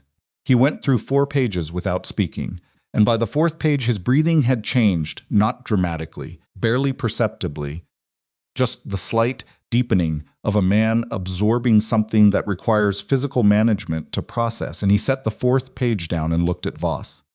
"Where did you get this?" he said. "The same place I get most things," she said. "From people who underestimate how long I've been paying attention." The folder contained documentation on the federal task force that Callum had referenced in his meeting with Hartwell. Not his documentation, a different documentation. One that included names he hadn't known were in the file, internal communication dates that suggested the investigation was substantially further along than his intelligence indicated. And on the 4th page, a sound like green wood splitting, which was the one that had changed his breathing, a surveillance photograph taken through the window of his own building, from an angle that suggested the photographer had been in the building directly across the street, at a height that corresponded to the 14th floor. The photograph was of Elowen at her desk. It was dated 11 days ago. "They're not just building a case on the organization," Voss said. "They're building a case on everyone proximate to you. Anyone who could be leveraged into testimony or prosecuted for knowing association." She paused. "Your secretary is in their file." Callum looked at the photograph. He looked at it for a long time. "She's clean," he said. His voice was very controlled. "She is clean," Voss agreed. "That's documented in the same file. But clean doesn't keep you out of a federal investigation. It just determines how you exit it. The process itself." She didn't finish the sentence. She didn't need to.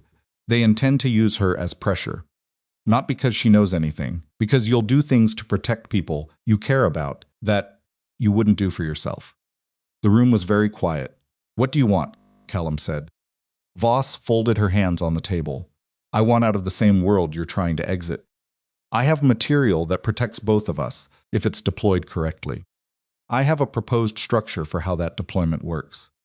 And I need a partner who has enough standing in this network to make the deployment credible." "Why me?" "Because you're the only person in this ecosystem who is genuinely trying to exit rather than simply trying to win," she said.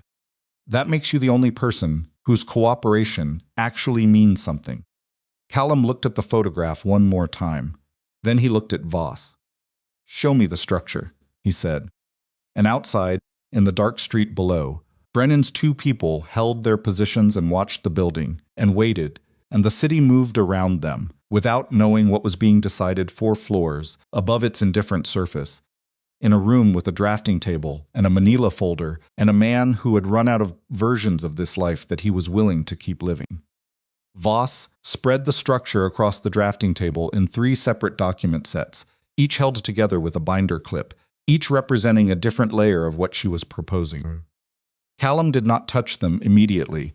He looked at them from where he sat, and he looked at her and he said, "Walk me through it, in order. Don't skip the parts that are complicated." She started at the beginning. The federal task force had been building its case for 26 months. Not the 8 months that Callum's intelligence had indicated, 26. The discrepancy existed because the task force had deliberately maintained a visible investigation timeline that was substantially shorter than the actual one, which was standard practice when the primary subject had the resources to monitor investigative activity. They had fed the shorter timeline through channels they knew were being watched. Callum's intelligence network had picked up exactly what the task force intended it to pick up. He absorbed that without expression. The actual case was built around 3 primary pillars: the distribution network, the financial architecture of the front operations, and the personnel connections that linked the legitimate corporate structure to the criminal infrastructure. The third pillar was the most developed. The task force had spent 14 months mapping the connections between individuals who reported to whom, who knew what, who had knowable involvement versus deniable proximity, and the map was substantially more detailed than anything Callum had produced in his own counter-assessment. The photograph of Elowen existed in the third pillar. Not as a subject, Voss was precise about this. As a documented, proximate individual, someone whose access to the primary subject was so complete and consistent that the task force had assessed her as either knowingly involved or potentially usable as a cooperation lever depending on how the case developed. The file notation beside her name said assess at Phase 3. Phase 3 was the cooperation pressure phase. Phase 3 was the part of the investigation that began when the primary subject's legal exposure was being formally established and external pressure points became useful tools. The task force intended to approach Elowen in Phase 3. Not to charge her, to approach her, to sit across from her in a room and lay out the photograph and the file and the notation and invite her to consider whether she had information that might be useful and whether she would prefer to provide it voluntarily before the formal process began. They would not be wrong about her involvement, she had none. But they would use the process itself as pressure, because the process, even for innocent people, was a form of damage that didn't require a conviction to inflict. Callum sat with that for a moment. He had known intellectually, in the abstract way that a man who operated in a dangerous world understood its mechanics, that proximity to him carried risk. He had built operational structures to manage that risk. He had told himself those structures were sufficient. Sitting in a converted warehouse loft at midnight, listening to a woman he'd spent 2 years monitoring, described the specific mechanism by which the she'd failed to adequately contain was going to be deployed against someone who had never signed up for any of it. He understood for the first time what insufficient actually looked like in practice. It looked like a photograph, taken through a window, of a woman at her desk who had no idea it was being taken. The cooperation structure, he said. His voice was steady. Everything in his body was not. What does it actually require? Voss walked him through it.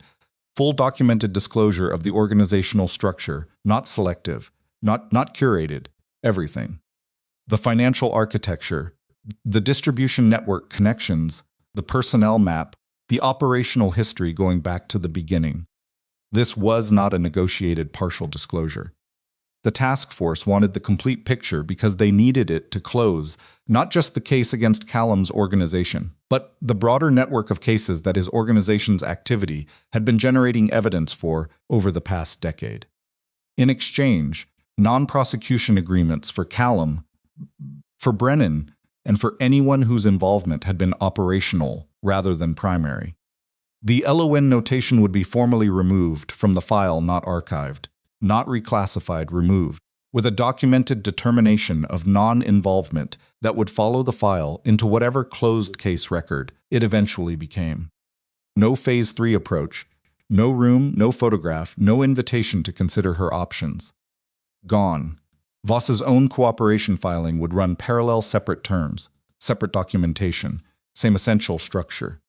She had her own material to offer and her own exposure to address, and the task force had already indicated, through the channel she'd established, that they were willing to accommodate a dual cooperation structure if both parties committed within the same window. The window was 24 hours. If we're both outside the window, Voss said, the task force moves to Phase 3 on their existing timeline, which means the approach to your secretary happens within 6 to 8 weeks. Callum looked at the document sets on the table. He thought about what full disclosure actually meant. 11 years of infrastructure, mapped and documented, and handed to federal investigators. Hartwell's connections, the distribution network, the financial architecture that had taken years to construct and that had been, in its way, a thing of significant organizational intelligence. All of it gone, not restructured, not transferred. Gone, converted into the evidentiary foundation of a federal case that would close a chapter and leave a scar and generate consequences that would ripple through a network of people for years, some of whom had made the same kinds of decisions he had made for the same kinds of reasons, and some of whom had made worse decisions for worse reasons, and some of whom were simply in the wrong organizational proximity at the wrong time. He thought about all of that. He thought about Elowen's face in a photograph taken through a window. One condition, he said. Voss waited. The personnel map, he said. The individuals whose involvement was operational rather than primary, the people who were functioning within a structure. They didn't design and couldn't exit without significant personal risk. I want their exposure addressed individually in the cooperation terms, not a blanket exemption individual assessments. People who made choices that were genuinely coerced versus people who operated with genuine agency get treated differently. Voss studied him. That's not standard, I know. It's my condition. The task force may not accept individualized exemption terms for a list of personnel. Then I'll negotiate it, Callum said. That's what the 24-hour window is for. She looked at him for a moment, with an expression he couldn't entirely read, something that was not quite respect, and not quite surprise, something that landed between the two. All right, she said. I'll include parallel language in my filing, supporting the individualized assessment framework. Two voices requesting the same structure carries more weight than one. Yes, he said. He stood up. He looked at the document sets one more time. Then he picked up all three, folded them once against their binder clips, and put them inside his jacket. Tomorrow morning, he said, legal team at 6, federal channel contact by 10. I'll have an initial filing framework to your channel by noon. I'll be ready, Voss said. He walked out. The street was cold in the way that late October got cold in New York, not the sharp, devastating cold of January, but the first cold that reminded you January was coming. The cold that arrived in the spaces between buildings and settled there. Stood on the sidewalk for a moment and breathed it. His heart rate was elevated, not dramatically. Just enough that he noticed it, the way he always noticed it when he'd been in a room where the stakes were real. And his body had tracked that reality more honestly than his face had been permitted to show. Parrish was at the corner with the car. Brennan materialized from a doorway 20 feet away and fell into steps beside him, without a word. They walked to the car together. Parrish had the engine running. They got in. Brennan waited until the car was moving before he said anything. Well, she's not a threat, Callum said. She's an opportunity with a tight window and significant cost. He looked at the city going past outside. The investigation is 26 months old, not 8. Phase 3 was coming within 6 to 8 weeks. Elowen was in the Phase 3 file. Brennan's breath came out slow and controlled. She wasn't involved in anything. No, she was proximate. That was enough for them to document her as a potential pressure point. He paused. The cooperation agreement removes her completely. Silence. What does the agreement cost? Brennan said. Everything, Callum said. Full disclosure. The whole organizational structure. Distribution network, financial architecture, personnel connections. All of it. Brennan was quiet for a long time. The car moved through the West Side streets and crossed toward the park and began moving uptown through the late-night traffic that was still substantial because New York never actually stopped. My exposure, Brennan said finally. Not defensively. Just the question. Addressed individually, Callum said. I made that a condition. Operational personnel get individual assessments. People who were inside a structure without genuine decision-making authority get treated differently from people who built the structure. He paused. You're covered. I'm going to make certain of it. Brennan absorbed that. You negotiated a condition at midnight in a warehouse. Yes. Before you had attorneys in the room. Yes. That's either brave or reckless. Probably both, Callum said. Legal cleans it up in the morning. The condition is reasonable, and the task force knows it's reasonable because it simplifies their own case management. Individualized assessments are more accurate than blanket exemptions, and they know that. He looked at Brennan. I'm going to Elowen. Tonight, before anything else moves. It's almost midnight. I know. She's going to have a lot of questions. I know that too, Callum said. I'm done giving her the partial version. He looked back at the window. Get me the name in the building before morning. Whatever the access pattern analysis produces. I want it before the legal meeting. I'll have it by 4, Brennan said. Good. He pulled out his personal phone and looked at the time. 11:41. He thought about calling ahead and decided against it. Some conversations required you to show up for them, rather than scheduling them. He told Parrish the Upper West Side address. Parrish adjusted the route. She opened the door before he knocked. She had heard the elevator, the building's old elevator, announced itself with a particular mechanical exit toll when it reached the 4th floor, and she had been near enough to the door to register it. She was in the clothes she'd been wearing when Brennan's driver brought her here, minus the coat, with her shoes still on, because she hadn't fully committed to the idea that the night was over. Her hair was down. She looked tired in the specific way that wasn't physical exhaustion, but the exhaustion of sustained alertness, of having held herself at a certain level of readiness for too many hours. She looked at his face. Whatever she saw there shifted something in her expression. Come in, she said. He came in. He sat at the small table. She went to the kitchen, and he heard the sound of the kettle being filled and the click of the stovetop. And then she came back and sat across from him and folded her hands on the table and waited. He told her. Everything. The complete version with nothing reorganized for palatability. The 26-month timeline. The Phase 3 designation. The photograph, he described it precisely. The angle. The location of the photographer. The date stamp. The way her name appeared in the file with the notation beside it. He told her what Phase 3 meant in practice, what the approach would have looked like, what the room would have contained, and what the invitation would have been, and what the experience of it would have cost her, even if she had nothing to offer and walked out intact.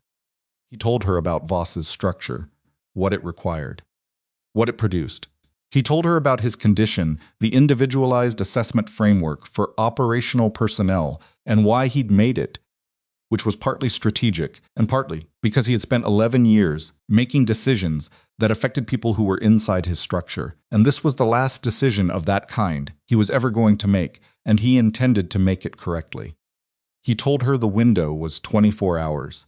He told her that the filing was going to happen regardless, that the decision was made, that this was not a conversation where he was asking for input on whether to do the thing, what the thing was, and because she had the right to the complete picture, and he was done deciding which parts of the picture she was ready for. She sat with it. She sat with it for a long time, her hands folded on the table, her face doing the careful interior work of a person who had received a significant quantity of difficult information and was processing it honestly rather than reactively. Kettle boiled. She got up and made the tea and brought it back. She wrapped both hands around her cup. There's a photograph of me, she said. Yes. Taken through the window of our building. Yes. 11 days ago, according to the timestamp. I was at my desk. Yes. She looked at her tea. I've sat at that desk for 3 years and I've never thought about. She stopped. That's naive, isn't it? Not to think about what the windows mean. It's not naive, he said. It's what the separation was supposed to prevent. The operational structure was designed so that your world and mine didn't overlap in ways that created that kind of exposure. The structure failed. Not because you did anything wrong. Because I maintained proximity to you without adequately accounting for what that proximity cost in a context I'd told myself I had sufficiently controlled. She looked at him. You're describing it like a security failure. That's what it was, he said. Among other things. Among other things, she repeated. She turned the cup in her hands. What are the other things? He held her gaze. The other things are that I cared about you enough to build the structure and not enough to be honest with myself about its limits. And I cared about myself enough about not being seen to maintain a situation that protected my privacy at the cost of your genuine security. He paused. That's the honest accounting. She was quiet. It's not a small thing, she said. What you just said. No, men like you, she stopped. Started differently. In my experience, men who have built what you've built don't typically say that kind of thing. I'm aware, he said. I'm also aware that saying it doesn't undo the photograph or the file or the 14 months of Phase 1 and Phase 2 that we're building toward an approach I didn't know was coming. He looked at his own hands. I'm not offering it as a resolution. I'm offering it because it's true. She sat back slightly. She looked at him with the expression he had come to understand was her deepest assessment mode, not the quick evaluation she made in professional moments, but the longer, quieter appraisal of a person who was deciding what something actually meant rather than what it appeared to mean. You're going to give them everything, she said. Yes. 11 years. Yes. And you're not going to, she paused, choosing the phrasing carefully. You're not doing this as a negotiation. You're not giving them part of it in exchange for terms and then protecting the rest. No, he said. Full disclosure. The condition I set is about how they treat the people inside the organizational structure. That's a condition about fairness to other people, not about protecting myself. She absorbed that. Why, she said. And it was the same question she'd asked before, but it had evolved again, different from the office version, different from the apartment version earlier tonight. It had the weight of everything she now knew, the complete picture, and she was asking it from that place. He said, because I'm done building things that require me to be someone I'm not. He said it simply, without drama. The infrastructure, the separation, the partial truths, the calculated distances, all of it required a version of me that I sustained for 11 years, and I'm tired of sustaining it. I'm tired of calculating what you can know. I'm tired of the space between what I am and what I present. He paused. And because the photograph exists, and you deserve a future where it doesn't. The apartment was quiet. The city outside was doing its late-night thing, reduced but not absent, always that low, continuous presence of a place that didn't know how to stop entirely.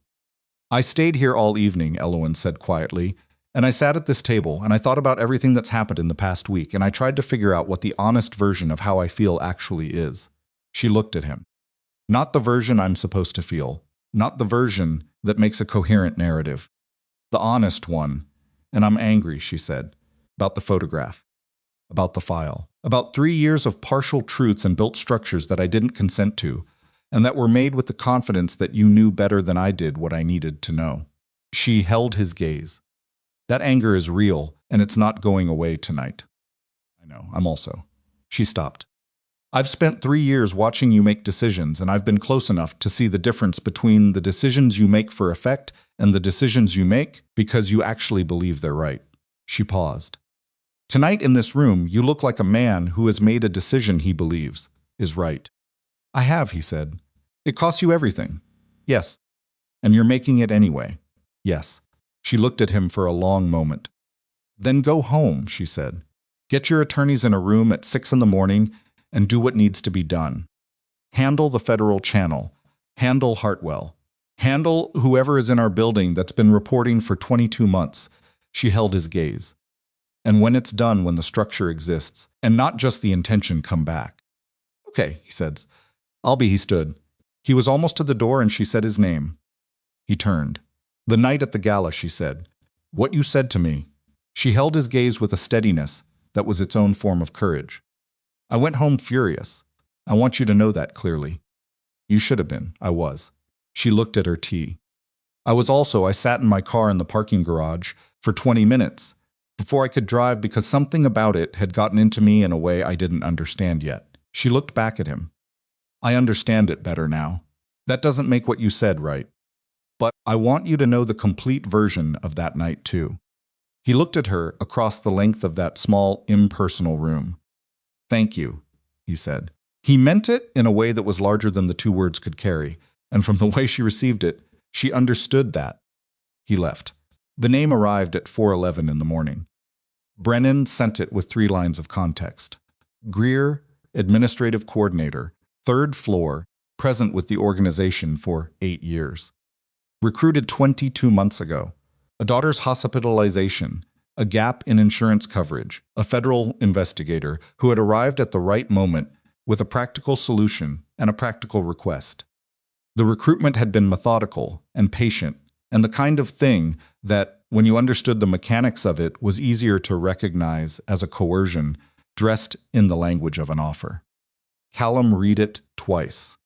He sat in the study of his apartment where the city light came through the window and provided enough illumination to read by, and he read it twice, and he felt the anger come, and he let it come, and he let it sit, and then he let it move.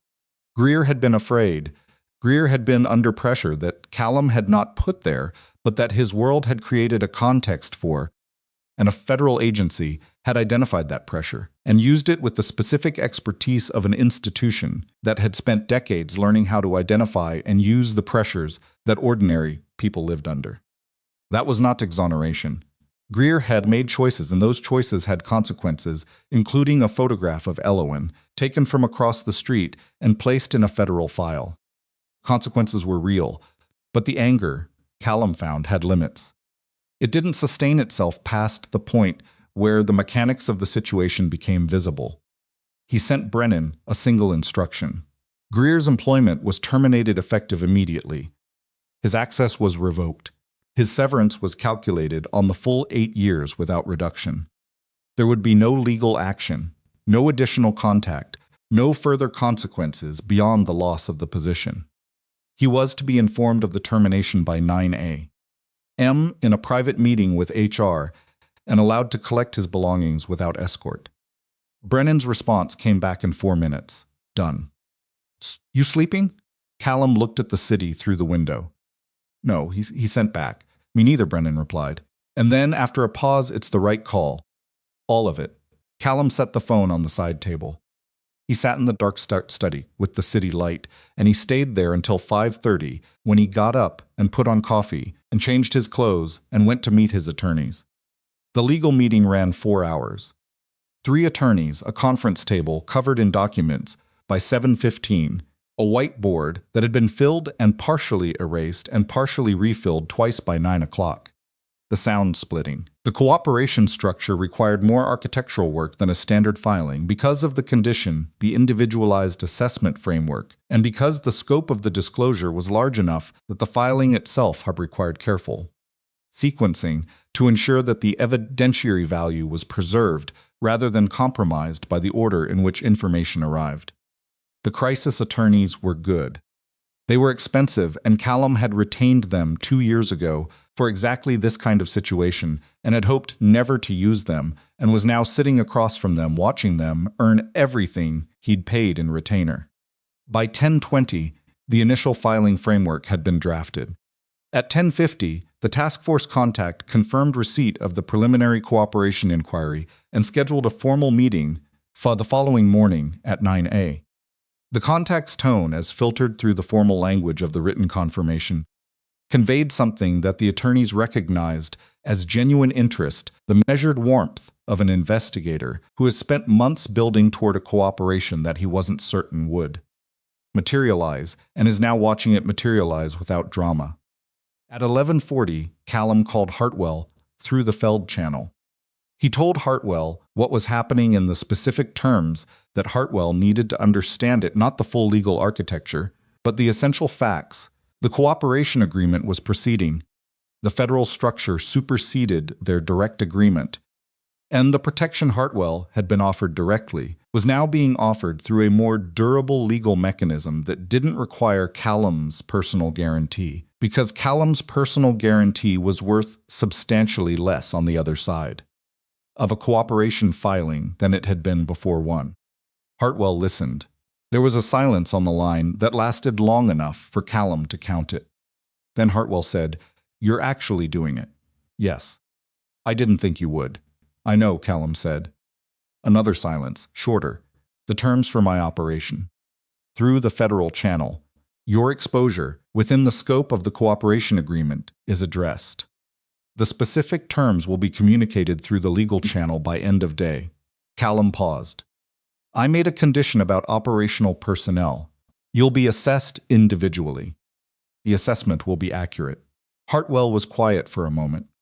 "Accurate," he said, and the word had a weight in his mouth that suggested he understood. It was not an offer of exoneration, just an offer of honesty, and that he had enough self-knowledge to understand the difference. "Yes," Callum said.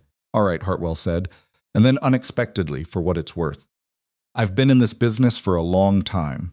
I've seen a lot of men try to exit and fail, usually because they couldn't let go of what they'd built." A pause. "You seem to be letting go." "I am," Callum said. "Then good luck to you." He hung up. Callum sat with the phone in his hand for a moment. Then he put it down and went back into the conference room, where his attorneys were waiting. Voss's parallel filing was confirmed through her channel at 2:17 in the afternoon. Brennan sent Callum the confirmation with a single line of accompanying text, both filings registered. Window closed at 2:17. We're inside it. Callum was in his office when the message arrived. He read it at his desk, with the afternoon light coming through the windows and the city going about its unremarkable Tuesday business. Outside, and he sat for a moment with the confirmation, the way you sat with the door that had just closed behind you, acknowledging its closure without reaching back for the handle. He called Elowen. She answered on the second ring. The filing is in, he said. Both filings. Federal confirmation received. The meeting is tomorrow morning at 9. A pause. He could hear her breathing the particular quality of breath that indicated she was somewhere quiet and had been waiting. The Elowen notation, she said, formally removed as part of the agreement structure. The task force contact confirmed it in writing as a condition of the cooperation terms. He paused. Done. Another pause longer. Okay, she said. Quietly, he said, Callum. Yes. When this is done, she stopped. When the formal process is complete and the legal architecture is real and not just filed paperwork. Come back. I will, he said. I mean it differently than I said it last night, she said. I mean, come back and tell me who you are on the other side of it. Not who you were, who you are. He understood what she was asking. I will, he said again. And this time it was a promise, and they both knew it was a promise, and he held it in his chest with the weight of something he intended to keep. The formal cooperation process lasted 14 months. It was not clean. There were weeks that required his presence in rooms with federal investigators for hours at a stretch, sitting across from people who had spent years building a case against him, and who now needed him to help them understand the full architecture of what they'd been building toward. There were sessions that ran past midnight. There were documents that covered territory he had not revisited in years, and that were worse to revisit than he had anticipated. Not because the information was surprising, but because seeing it assembled and documented in the formal language of evidentiary record made it concrete in a way that his own internal accounting had always found methods to soften. He did not soften it in those rooms. He answered completely.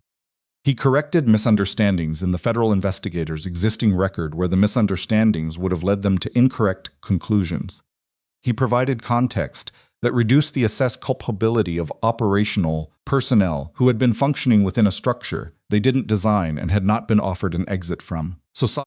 He provided context that increased the assessed culpability of individuals whose involvement had been primary and whose presentation to the investigation had been designed to minimize their apparent role. He was accurate. That was the only word for it. In a process where strategic disclosure would have been both understandable and easy, he chose accuracy because he had decided that accuracy was what the thing required. And because Voss had been right about one thing, the most important quality in a cooperation witness, the quality that determined whether the agreement held and the immunity was durable, was not the volume of information provided but the reliability of it. Brennan was assessed individually, as the condition had specified. His role had been operational and below the primary decision-making threshold. His immunity agreement was clean and comprehensive. He came out of the process with documented protection and his professional record intact in the ways that mattered for what came next. Hartwell's assessment, as promised, was accurate. He had made decisions with genuine agency. His protection through the federal channel was narrower than the direct agreement Callum had initially offered, which was accurate, and he accepted it without drama, which told Callum that Hartwell had known the difference all along and had hoped for better without expecting it. There were people inside the organizational structure whose assessments came out badly. Callum did not try to change those outcomes. He had promised accuracy, not universal protection, and the distinction mattered. Greer rebuilt something in Philadelphia. Callum learned this through Brennan's residual monitoring network. 14 months later, in passing, Greer had taken work in building management, a lateral step professionally, but a clean one. And his daughter had completed her program and was in her second year of engineering school. Callum did not share this information with anyone. He simply knew it and let it be a piece of information he carried without doing anything with it. Wraith Atlantic's legitimate operations continued. This surprised some people. The assumption had been that the cooperation filing would contaminate the legitimate side, that clients and partners and institutional relationships would read the federal investigation as a disqualifying mark, regardless of the cooperation outcome. Some of them did. The company lost 3 significant institutional relationships in the first 6 months after the filing became a matter of public record. But the legitimate operations had always been genuinely profitable, and the work had always been genuinely good. And a company that survives a significant legal process with its operational integrity intact often emerged with a specific kind of credibility that was hard to construct artificially. Clients who stayed were clients who had made an assessment based on the actual record, and the actual record of the legitimate side was what it had always been: solid.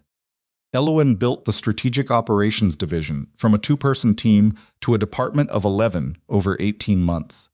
She did it without Callum's involvement in the operational decisions, which was how it needed to be. The independence of the division's authority was structural, not rhetorical, and she held that structure without negotiating it each time it was tested. She had a budget, and she had reporting lines, and she had genuine decision-making authority, and she exercised all 3 with the specific confidence of someone who had been doing the work correctly for years and was finally doing it in a structure that acknowledged as much. Spencer's scholarship program expanded to 32 cities. Elowen helped design the operational framework for the expansion during her first year as division head. She and Spencer worked together over 6 months with the focus of 2 people who were genuinely interested in making a complicated thing function correctly, and the framework they produced was adopted as the model for 3 subsequent regional expansions that Spencer's organization undertook without requiring her direct involvement, because the framework was that clean and that durable. Spencer had dinner with both Callum and Elowen once in the second winter after the cooperation process closed.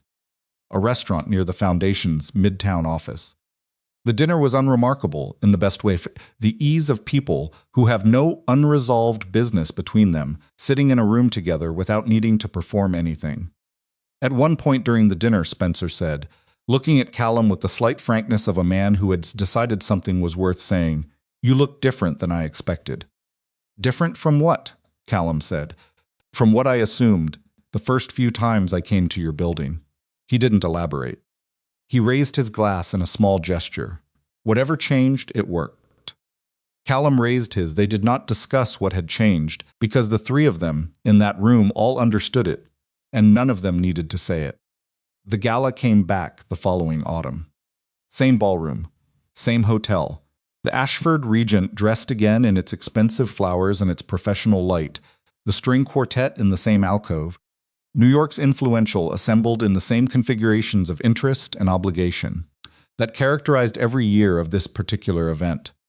Callum arrived at 8:12, not 8:17. 4 minutes earlier, which was not a significant difference in absolute terms, but which represented, in the way that small calibrations represent larger shifts, the difference between a man who was constructing an arrival and a man who simply arrived.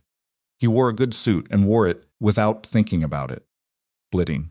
He moved through the room with the ease of someone who had stopped calculating the room's assessment of him, and had found in that stopping that the room continued to function adequately. A soundwind was already there. She had come at 7:30 because the room had to be understood before it could be managed, and that had always been how she operated, and it was still how she operated. And fundamental professional habits of a person who was good at something remaining intact, even when everything surrounding them had changed. He found her near the secondary event station. She was finishing a confirmation with the catering supervisor about the shellfish allergy disclosure cards, the same issue she'd handled the year before. Callum remembered.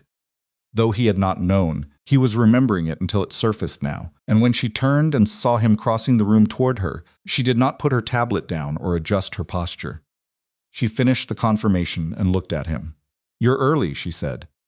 "I know where I'm supposed to be," he said. She looked at him. The assessment she did, the long, quiet appraisal, of a person deciding what something meant was brief because she had been doing it for years, and the dataset was extensive now. "You look better than you did 14 months ago," she said. "The standard was low 14 months ago." "It was," she agreed. She handed him a copy of the evening's program. He took it. They stood together at the secondary station, while the ballroom filled around them. A sound like green wood splitting, and he watched the room and she managed it, and neither of them needed to perform anything because the baseline between them had shifted into something that didn't require performance. Awards ceremony was at 9:30. The Foundation's executive director announced the scholarship expansion, 32 cities, 400 additional recipients, funding and operational structure that was the result of 6 months of work by Elowen's division and Spencer's organizational team working in genuine partnership. The room applauded with the warmth of people who understood that the work was real and the outcomes were real, and that real outcomes in this context deserved a different quality of acknowledgement than the polite, institutional applause that most of these events produced. Elowen was behind the executives. She had moved there by reflex, the habitual self-positioning of someone who had spent years doing the work without needing the visibility, developed such a thorough comfort with operating from behind the frame that it had become physical rather than strategic. Callum stepped into her path. She looked at him. He offered his hand. She looked at it and looked at his face, and she took it, and they stood together at the front of the room while the executive director continued, and the room continued its warmth, and she was standing where the work could see her, and that was right. And his hand was around hers, and that was right, and neither of them needed to announce what it meant, because it meant what it meant, and the room could interpret accordingly. Later, after the ceremony and the reception had loosened back into general movement and conversation, she said, "You were going to say it." "Say what?" "That I belong beside you." She looked at him sideways. "I could see it on your face." "I wasn't going to say it," he said. "You already know it. I knew it a year ago." "Yes," he said. "I was slow." She made the small sound that meant she was suppressing a more complete response, and had decided the partial one was sufficient. They moved through the rest of the evening with the ease that had developed over 14 months of a process that had been difficult and real, and not in any way romantic in its daily texture. It was legal meetings and late evenings, and the specific grinding work of dismantling something large and complicated, and building something different in its place, but which had produced, in its accumulated weight, baseline of mutual knowledge that was more durable than anything constructed in easier circumstances. She knew what he looked like when he came home from a session that had required him to revisit things he'd rather not have revisited. A sound like green wood splitting. He knew what she looked like when the division's authority was being hit by someone who assumed it wasn't real, and what she looked like when the test had been answered correctly, and what she looked like in the particular quiet that followed her best work. Not triumphant, just settled, the expression of someone who had done what they were capable of. They knew each other the way people knew each other who had been present for the version that wasn't assembled for viewing. Toward the end of the evening, she was across the ballroom with a group of scholarship recipients, young people who had come as guests of the foundation, and who were meeting, for the first time in many cases, the adults who had made decisions about resource allocation that had materially changed the specific facts of their lives. She was talking to a young woman from Detroit who had used the scholarship for an engineering program and who was describing, with the animated precision of someone who had found the words for something long felt, what it had meant to be told the path existed. Elowen was listening with her full attention. No partial presence. The complete focus she brought to things that mattered. Callum watched her from across the room, no cold twist in his chest. No inventory of proximity or calculation of threat. No assessment of who else was watching, or what Spencer's body language indicated, or whether the distance between her and another man had a significance he needed to evaluate. He watched her and felt what he felt, which was straightforward and not complicated, and had taken him years and significant cost to arrive at, but which was, sitting in his chest at this particular moment in this particular ballroom, uncomplicated. She laughed at something. The young woman from Detroit, said the unguarded 3-second laugh that had started the whole thing a year ago in this room, with a man who had simply found her genuinely funny and had not been calculating anything at all. Callum looked at that laugh and felt nothing except something that had no better name than glad. She looked up.